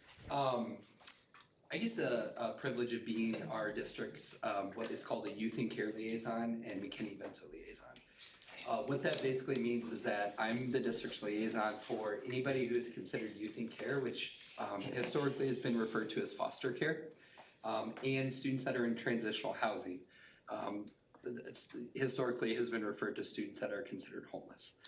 A big part of that role is to ensure that students have access to education and working to break down any barriers that they may have to be able to access that, such as transportation, supplies, clothing, and miscellaneous, really just anything that we can do to help for those students and their family.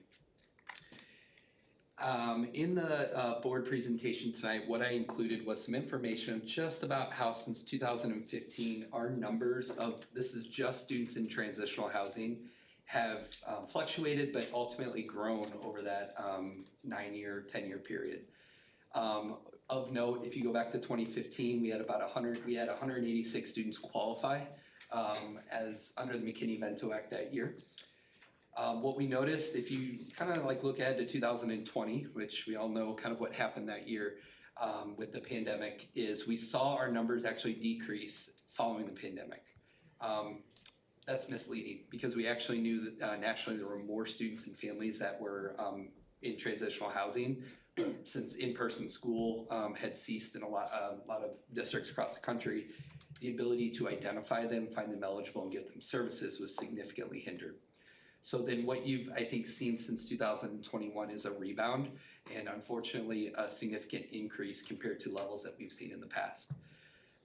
There's a couple reasons for that. I think there's a lot of variables. One, we did centralize our registration, which I think is a huge and very valuable thing because it allows us to really, anytime a family changes an address or registers in the district, it allows us that chain of communication to have some conversation should they indicate something that suggests they're in transitional housing. The other couple things that have happened, inflation, evictions, which were on pause for a long time, are now kind of happening again.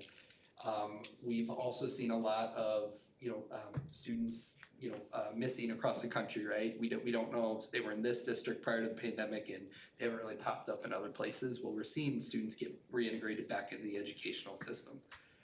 Our numbers have gone up. So last school year we had 262 students qualify under the McKinney-Vento Act. As of, I think it was last Thursday when I pulled the number, we had 215 already this school year. So I think we're on pace to be around that same benchmark. I say all this because a lot of the work that is done to make all of this happen, to ultimately get supports to families, really is a lot of clerical support, a lot of communication, a lot of documentation, a lot of communication to other districts. I have an amazing administrative assistant who helps me do a lot of those things right now, in addition to a lot of other things that she supports our department in. Quite frankly, our capacity to do the best we can to make sure that things are efficient and available to families, given our rise in numbers, is an area that we want to improve on. And so what we're bringing forward today is a request for one Office Professional 3, which would be the FDAS union group. The role of this individual will be to support youth in care, as well as McKinney-Vento, and other kind of supports that we have to support families and students that are at risk.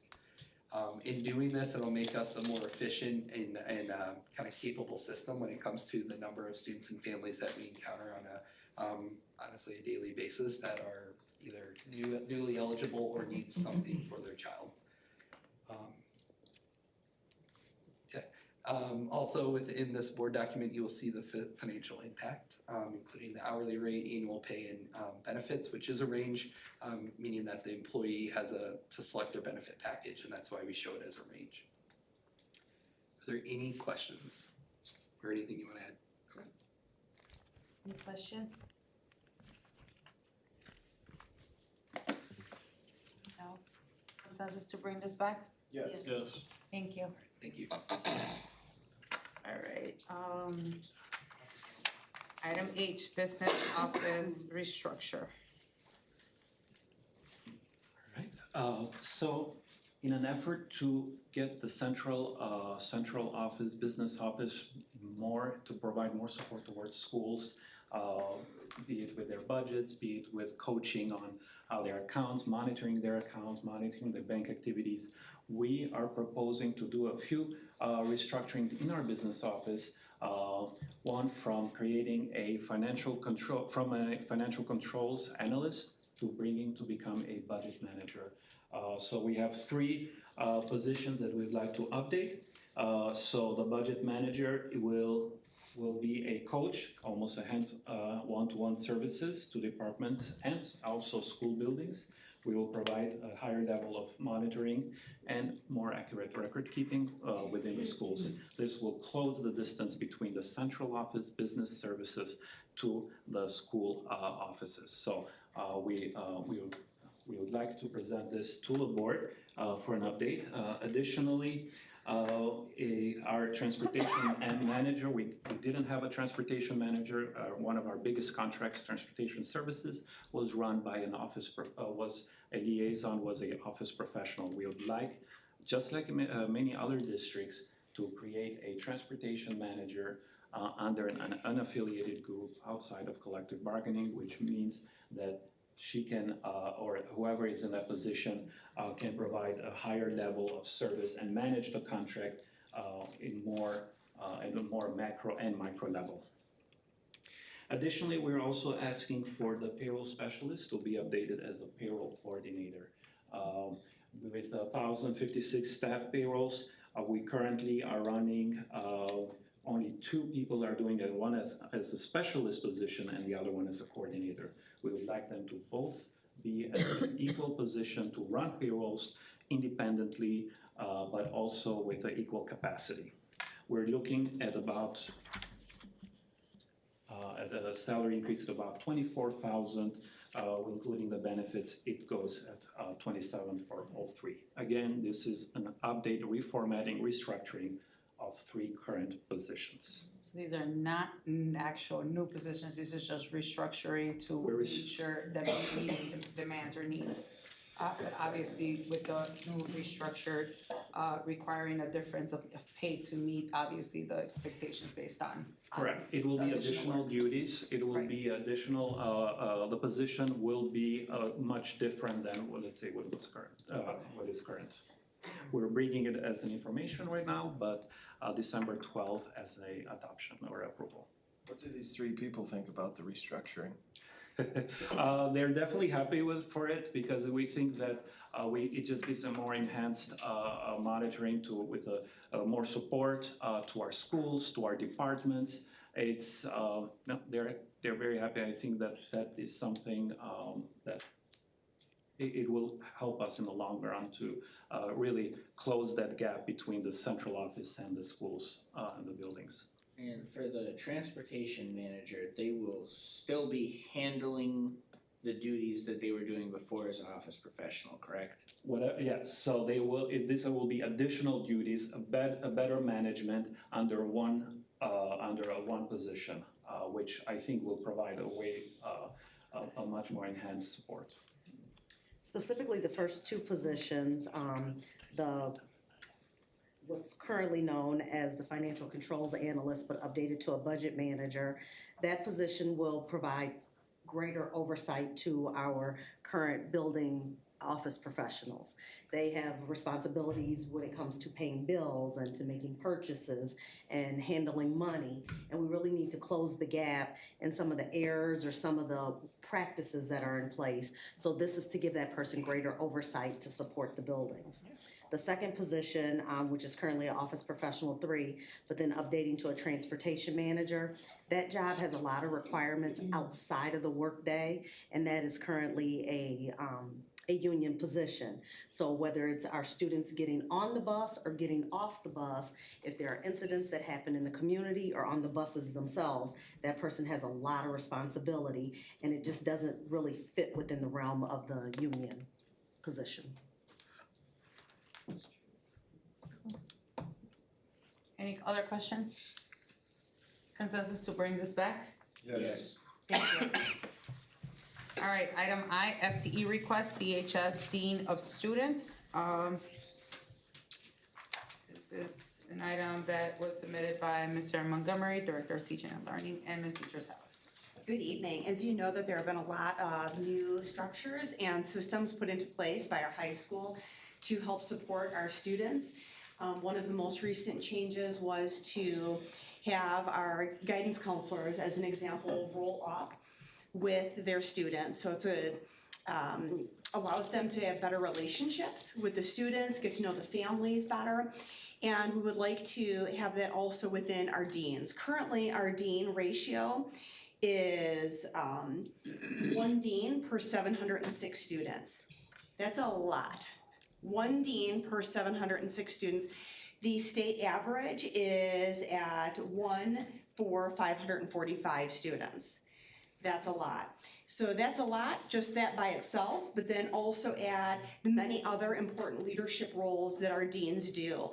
They are a great conduit for our families. They also team with our student services. So if we allow them to loop up with the student services, then they can really work in tandem with them. We're also looking at exploring what other systems and structures can we do to best serve our students and our families.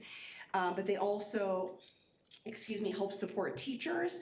I said our students, our families with our student services. They also help with building leadership committees and our liaison to district committees, such as MTSS, Code of Conduct, our handbook, many student programs, celebrations, 8th grade transitions, class advisor support, supervision, and many other duties and responsibilities that you would assume under the position for the Dean of Students. So currently, right now, we have 3 at the high school, correct? Correct. One of them is for freshmen, sophomores. They're by alpha slice. Thank you for bringing that up. They're currently divided up by the, they were by the alphabet. That changed to, sorry, Donna, did you? You're good. You can Yep, answer. so cohorts, so. Can you come to the mic, because they can't hear you at home? I just wanted to, obviously to clarify that. Dr. Larson. Could we just hear about the impact from Dr. Larson and Dean Scales instead, since they're on boots on the ground? Over here, Mr. Scales. Just putting you right on the spot.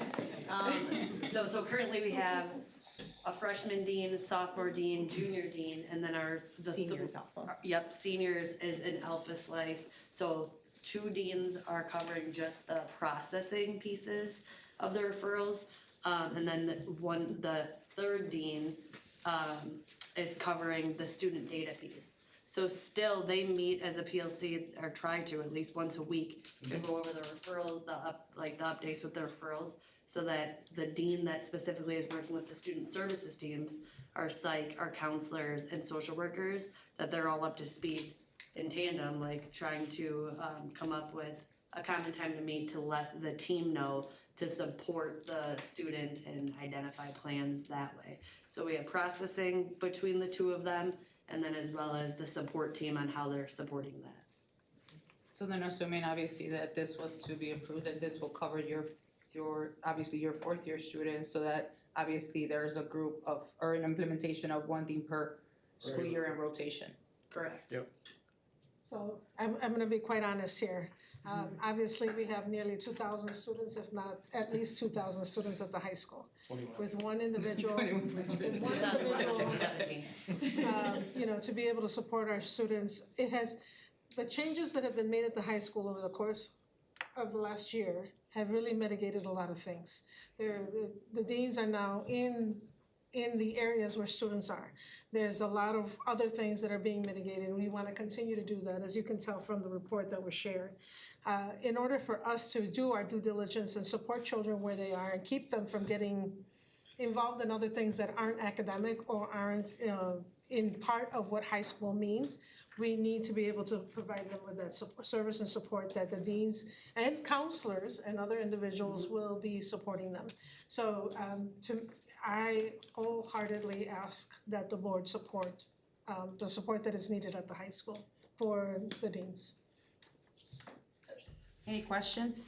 I have a question that's not necessarily related, but I see here on the information we have one dean at Clinton Rosette Middle School, but do we not have any at Huntley? Is that accurate?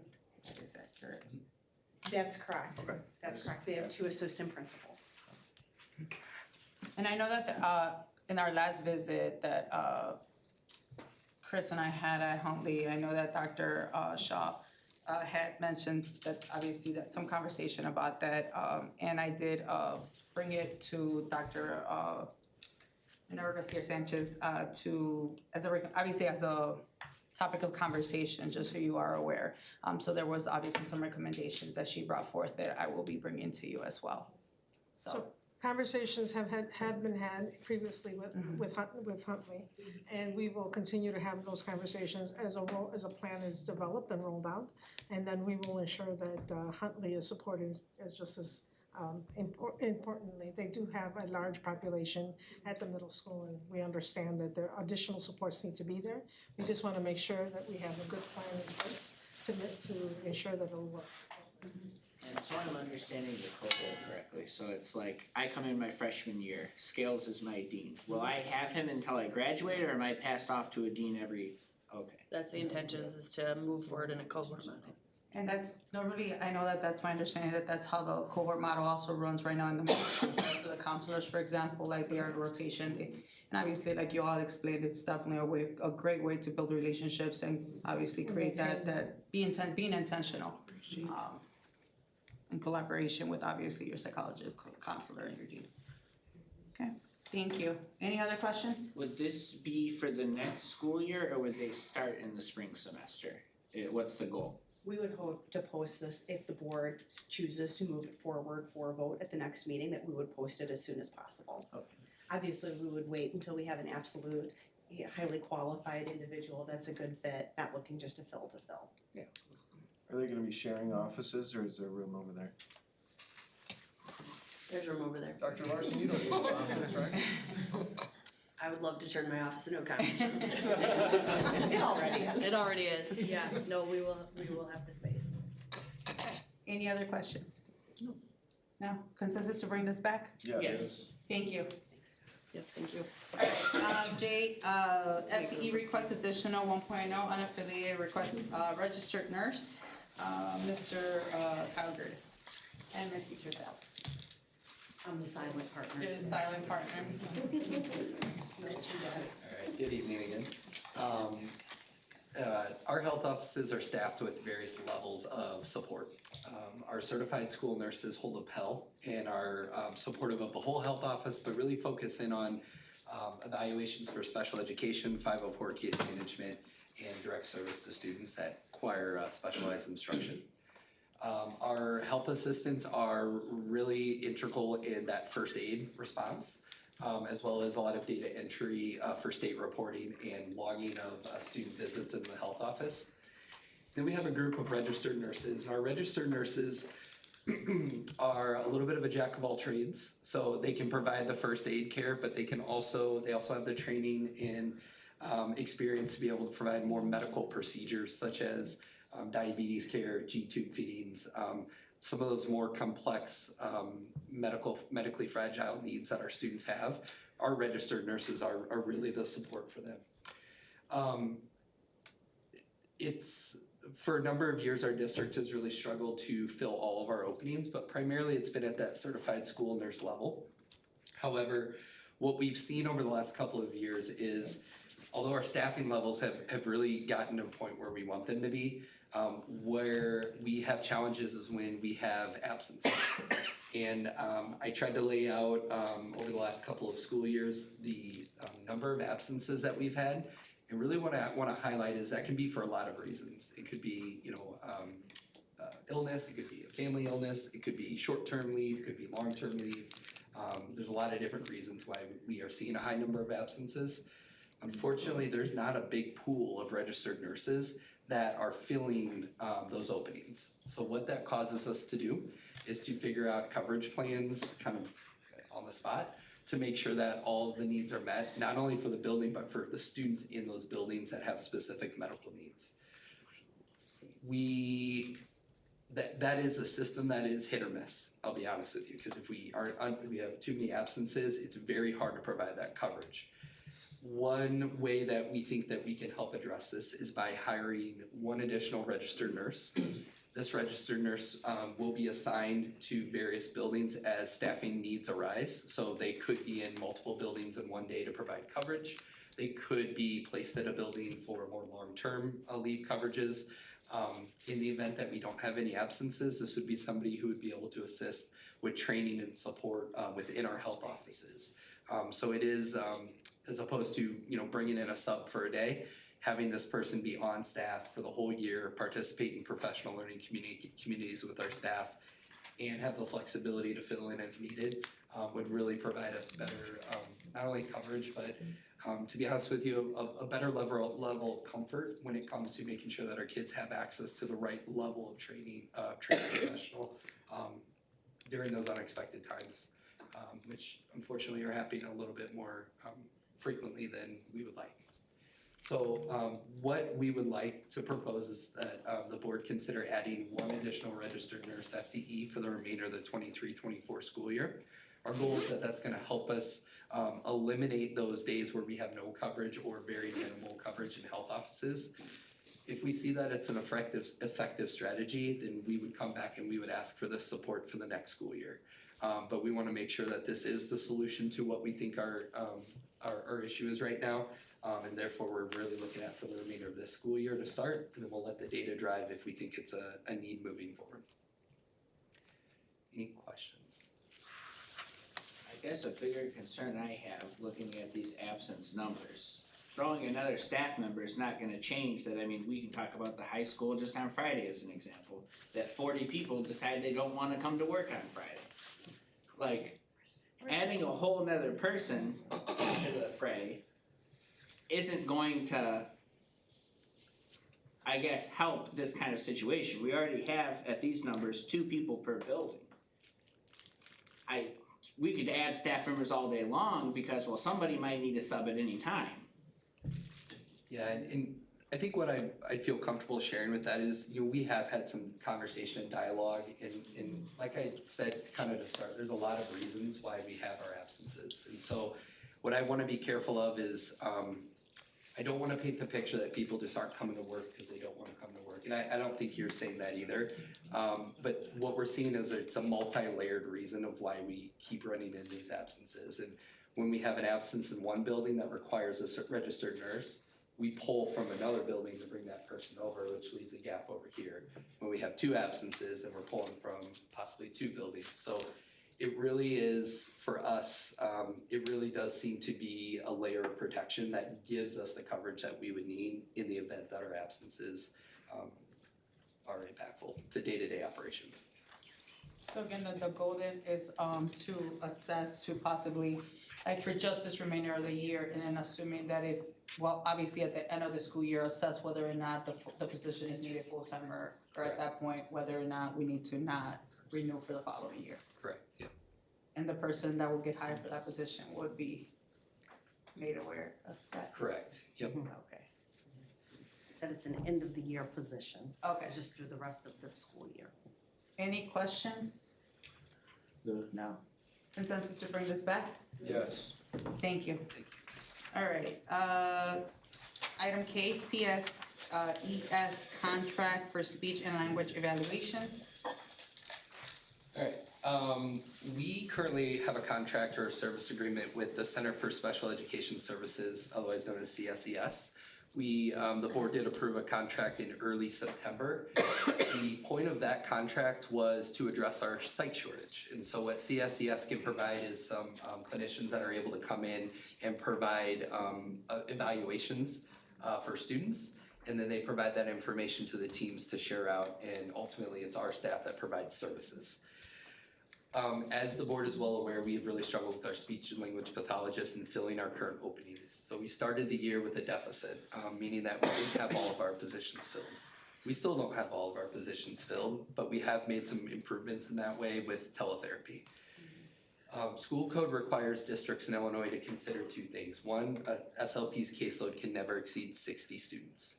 The other one is that districts must have a workload model that also is kind of that mechanism to figure out what an adequate workload for our CSNs is, or for our speech paths are.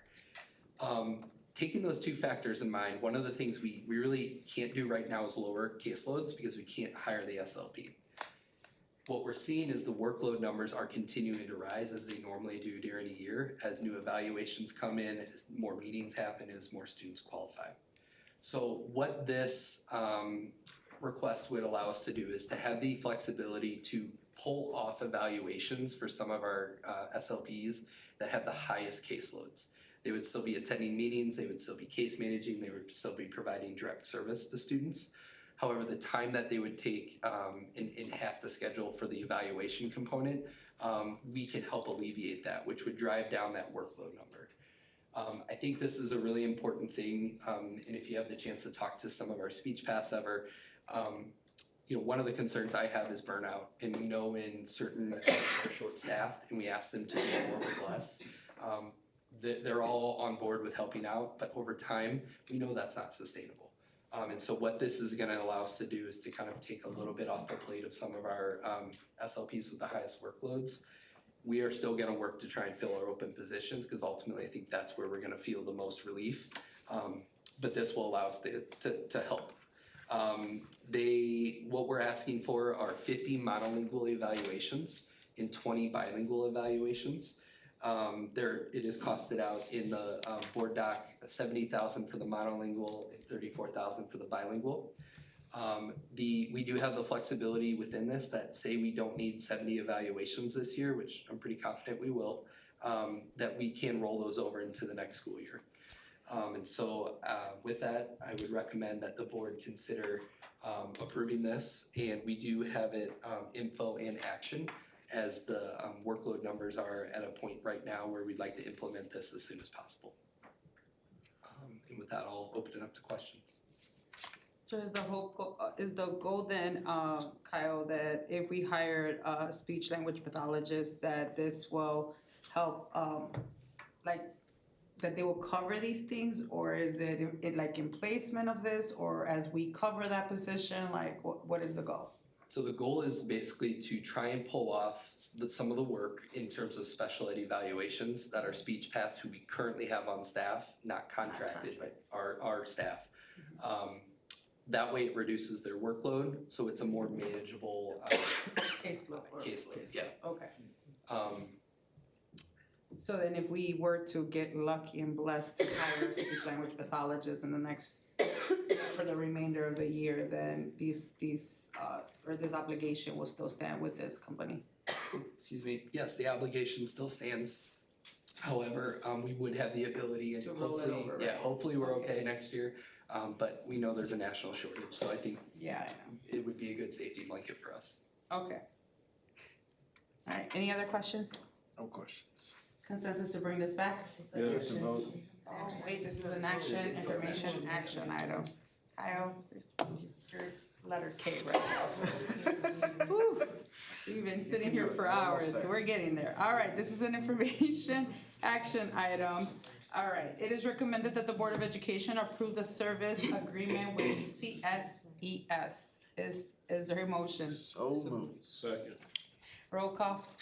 Andre Powell, Yes. Steve Byers, Yes. Mario Owens, Christopher Boyce, Yes. Stacy Ramirez, Yes. Dante Bynum. Yes. Thank you. All right, just bear with us, we're almost at the end. All right, item L, FTE request and update technology department hourly IT support specialist proposal. All right, so I'm bringing you a phenomenal student-centered opportunity. So we currently have 4 hourly IT support specialists, and their day-to-day is basically logistics with Chromebooks on a day-to-day basis. of break, fix, shipping, receiving, that sort of logistics. Between the summer hours as well as, you know, the holiday breaks where they can work additional hours, we are capping out almost all of our students at those 600 hours, in which we are basically saying you can now work beyond that. Beyond working those 600 hours, they then do qualify for benefits, which is why they've been stuck at 600 hours. So we have phenomenal employees who are working for us doing logistics. We would like to be able to offer them something more than just being able to do logistics, but also exposing them to IT careers. But in order to do that, we do need to expand the number of IT support specialists. We are looking to expand it by 2 additional IT support specialists. I would also like to be able to offer them additional hours by doubling the hours to 1,200. In doing that, that does allow them to qualify for things like IMRF, which is a pension, and potentially they could also elect to take other benefits with the district as well if it aligns. Now again, these are high school students, potentially college students, if they've kind of gone through our program and are working or attending school locally, that they can come back and continue working for us as well. So this is to also expand the pipeline for the department. So this is traditionally how the majority of the staff within the district and the IT department have become our full-time FTEs, including me and Sebastian. So the pipeline works, and we're just looking for a better way to kind of expand it, bring more students in, expose them to IT careers. There is a shortage that is occurring, especially in cybersecurity and AI skill sets that we can expose those students to, beyond just doing break fix logistics and things like that. So that is the proposal. There is a cost associated with it, but I think it's a win-win-win for the district, for our students, and for the department. Go ahead. I understand the adding 2 new positions. I'm not understanding why we wanna make those all benefit eligible positions. If these are college students and high school students. So what happened with the Affordable Care Act is it limited positions to that were 600 hours or less that we don't have to offer benefits. Because we wanna increase the number of hours, it would make the position qualify for benefits. However, the caliber of individuals that we're hiring are students, whether they're our high school students or college students. They may or may not take the benefits, probably a strong may not, but because we are increasing it, asking to increase it beyond 600 hours, we have to have the opportunity to extend benefits to them. So I guess why not just add 4 positions and then those 4 would then make up 2,400 hours in total versus. Yeah, cause there's still only so many FTE within the IT department to oversee, so if we start expanding it too much, then you start to dilute the number of people who can actually, you know, expose the student to like cybersecurity, AI. Cause those are very much kind of one-on-one conversations at times, especially if you're gonna have them doing anything at an enterprise level. You're gonna want complete oversight of what we're clicking on and taking a look at. So that's kind of why this is more of a slow grow. We've been at 4 for, man, it's gotta be close to a decade. So student population has grown, our FTE population has also grown with the district. And we're also looking to expand the devices that are gonna be offered to things like student teachers, to subs, to more staff who are coming into the district, so that everybody's functioning off the same platform on the same devices and give a little more synergy to the whole platform. And the cost associated with the benefits, it's if elected. So we have a fiscal responsibility to cost that out with not a great expectation that a significant number of those 6 would elect benefits, but if they do, there is a cost. Thank you. Currently, are they tapping into the service, the benefits right now? No. Say that again? Are they like tapping into the service? We don't offer it, we don't even extend it right, because it's because limited to the obviously, 600 hours. You did explain that, I apologize, teacher, thank you. All right, do we have any other questions? No. Consensus to bring this back? Yes. Thank you. All right. Ooh, almost at the end. At item M, DHS Student Council overnight field trip. I will keep that short and sweet. Okay, so our DeKalb Student Council, they are members of the North Central District, part of the Illinois Association of Student Councils. So we are hosting, or not we are, the NCD is hosting an overnight in Barron, Wisconsin. So this is an overnight field trip request, March 1st to the 2nd, so it's just an overnight. 10 to 13 students will be attending. The cost is $160 per student. Each student will be paying $45, and then student council will be covering the rest. The two advisors are also attending. So permission to attend. Any questions? Questions? No questions. No questions, consensus to bring this back? Yes. Thank you. All right, differential committee, meeting minutes. This is an information item brought to us by Ms. Deidre Salas. So differential committee met, per the DCTA contract, differentials are a provision there. Anyone within the district that wants to recommend a club or activity has the opportunity to do so at various times throughout the year. Per the contract, we're required to meet at least 2 times a year as a committee to review those submissions and then make recommendations to the board. We did have a number of recommendations that came. We reviewed them, and they're basically, a significant number of them are based on student safety. So when we look at our sports and athletic teams, we have some girl teams and some boy teams, and then we even have teams that have mixed gender. When that is the case, we have to be cognizant of the coaching and supervision responsibilities to ensure there's enough oversight for the students. Because we are having more numbers of students come out to participate in different different sports and athletic opportunities, that has increased the need for more individuals for supervision. So that is the reason for some of the recommendations. In addition to that, we have differentials that may be, that they run as a test, so to speak, for a period of time, and then a recommendation comes back to the committee that it has proven to be successful, it has significant student involvement, and based on that, they are asking to make it a paid differential position. So attached are the differentials, the overall cost. We are calculated out to be about $32,000 based on those, each one of the submitted entries and the total cost. Any questions I can answer? Any questions? Consensus to bring this back? Yes. Yes, thank you. All right, the ISB Illinois Needs Assessment Air Contract. This was submitted by Dr. Trevita Shaw and Ms. Sarah Montgomery. Upon release of the new designations from ISB, that is the contracted services that we are required to have. With this, it'll be paid out of Title I. Why we put it in before we had the contract is it's mandatory that we do it. It will be paid out of the Title I funds that Huntley Middle School receives.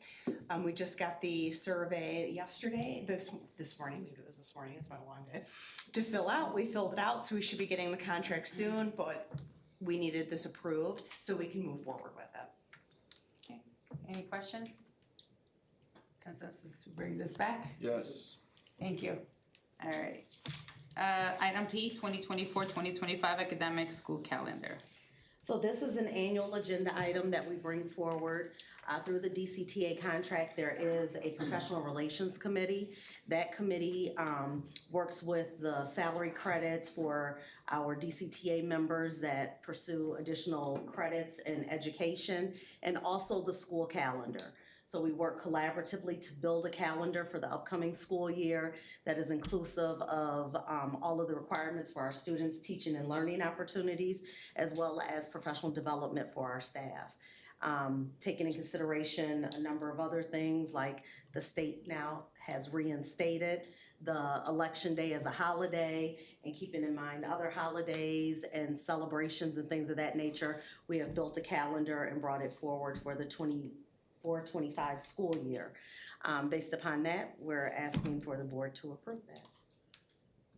It's for information. Information item. Yes, sorry. Any questions? No questions. Consensus to bring this back? Yes. Thank you. All right, item Q. Whew. IASB Press Plus issue release 113 first reading. That's me. That is. I'm almost done, so this isn't the final thing, it's getting closer.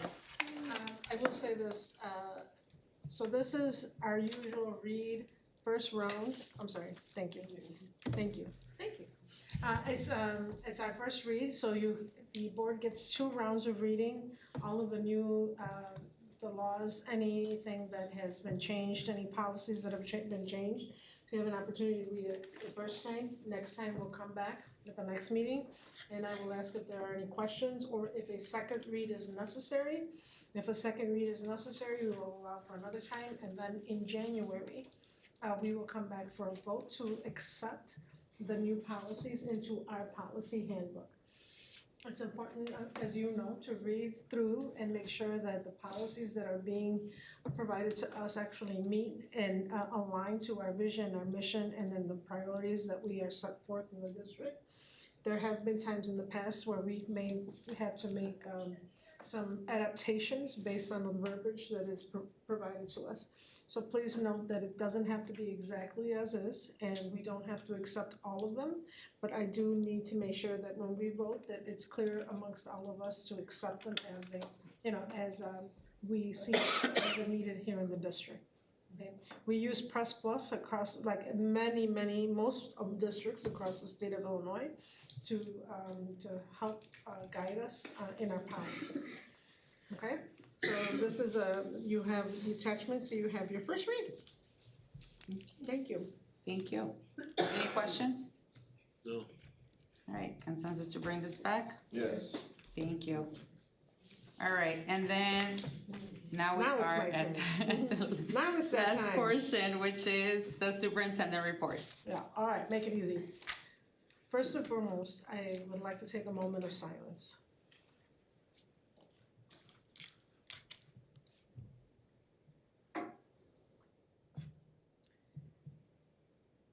Yesterday, we were notified of the loss of a student in our district.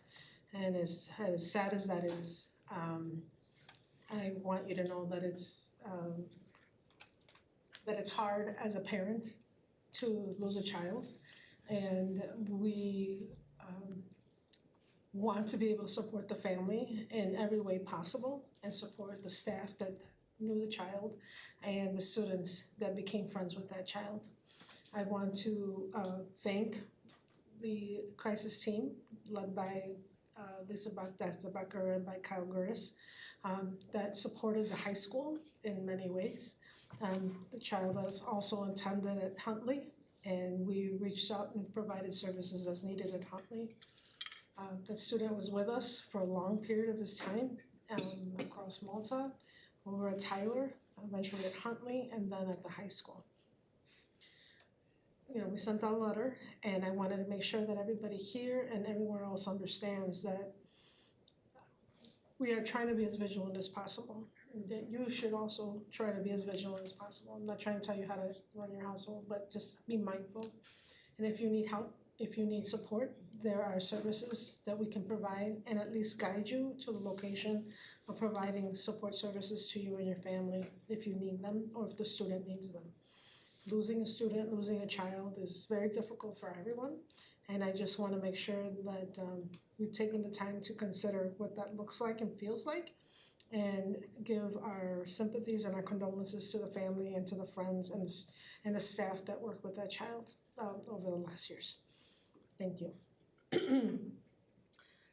Having said that, I'd like to be able to mention that the Illinois Association of School Boards annually recognizes tomorrow, November 15th, as School Board Members Day. This year's theme is Learn Together and Lead Together, which is exactly what it takes to keep moving our district forward on behalf of our students. I'd like to take this opportunity to especially thank our board members, President Daisy Ramirez, Vice President Steve Byers, Secretary Ariel Owens, Members, Christopher Boyes, Vante Bynum, Amanda Harness, who's not with us today, and Andre Powell. Along with our student board representative, Jenna Zimmerman, who had to leave because she had to go do homework, for their service. Thank you so very much for everything you do. Even though you are elected, you are volunteers who devote a tremendous amount of time and effort as our frontline advocates for providing a vision for the district and a pathway to success for our students. As we learn together, we lead together, and together we are making a difference. I'm grateful for your service and partnership. Thank you all very much. Thank you. So having said that, I'm gonna turn it over to Tammy for her final update on grounds. I hope, hopefully a better update. Just a short update, the third structural engineer that I spoke of at the last meeting did finally come out last week after some more nudging to get it scheduled. He said he would have his report in 10 days, so I will be following up with that on the 10th or 11th day to make sure we get it.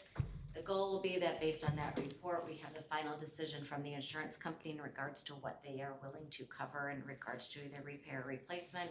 And I'll be back in front of you in December at the board meeting to provide that information, as well as, if all goes well, to also present the request to approve the bids for the grounds building bid that has been put on hold pending the decision on the insurance.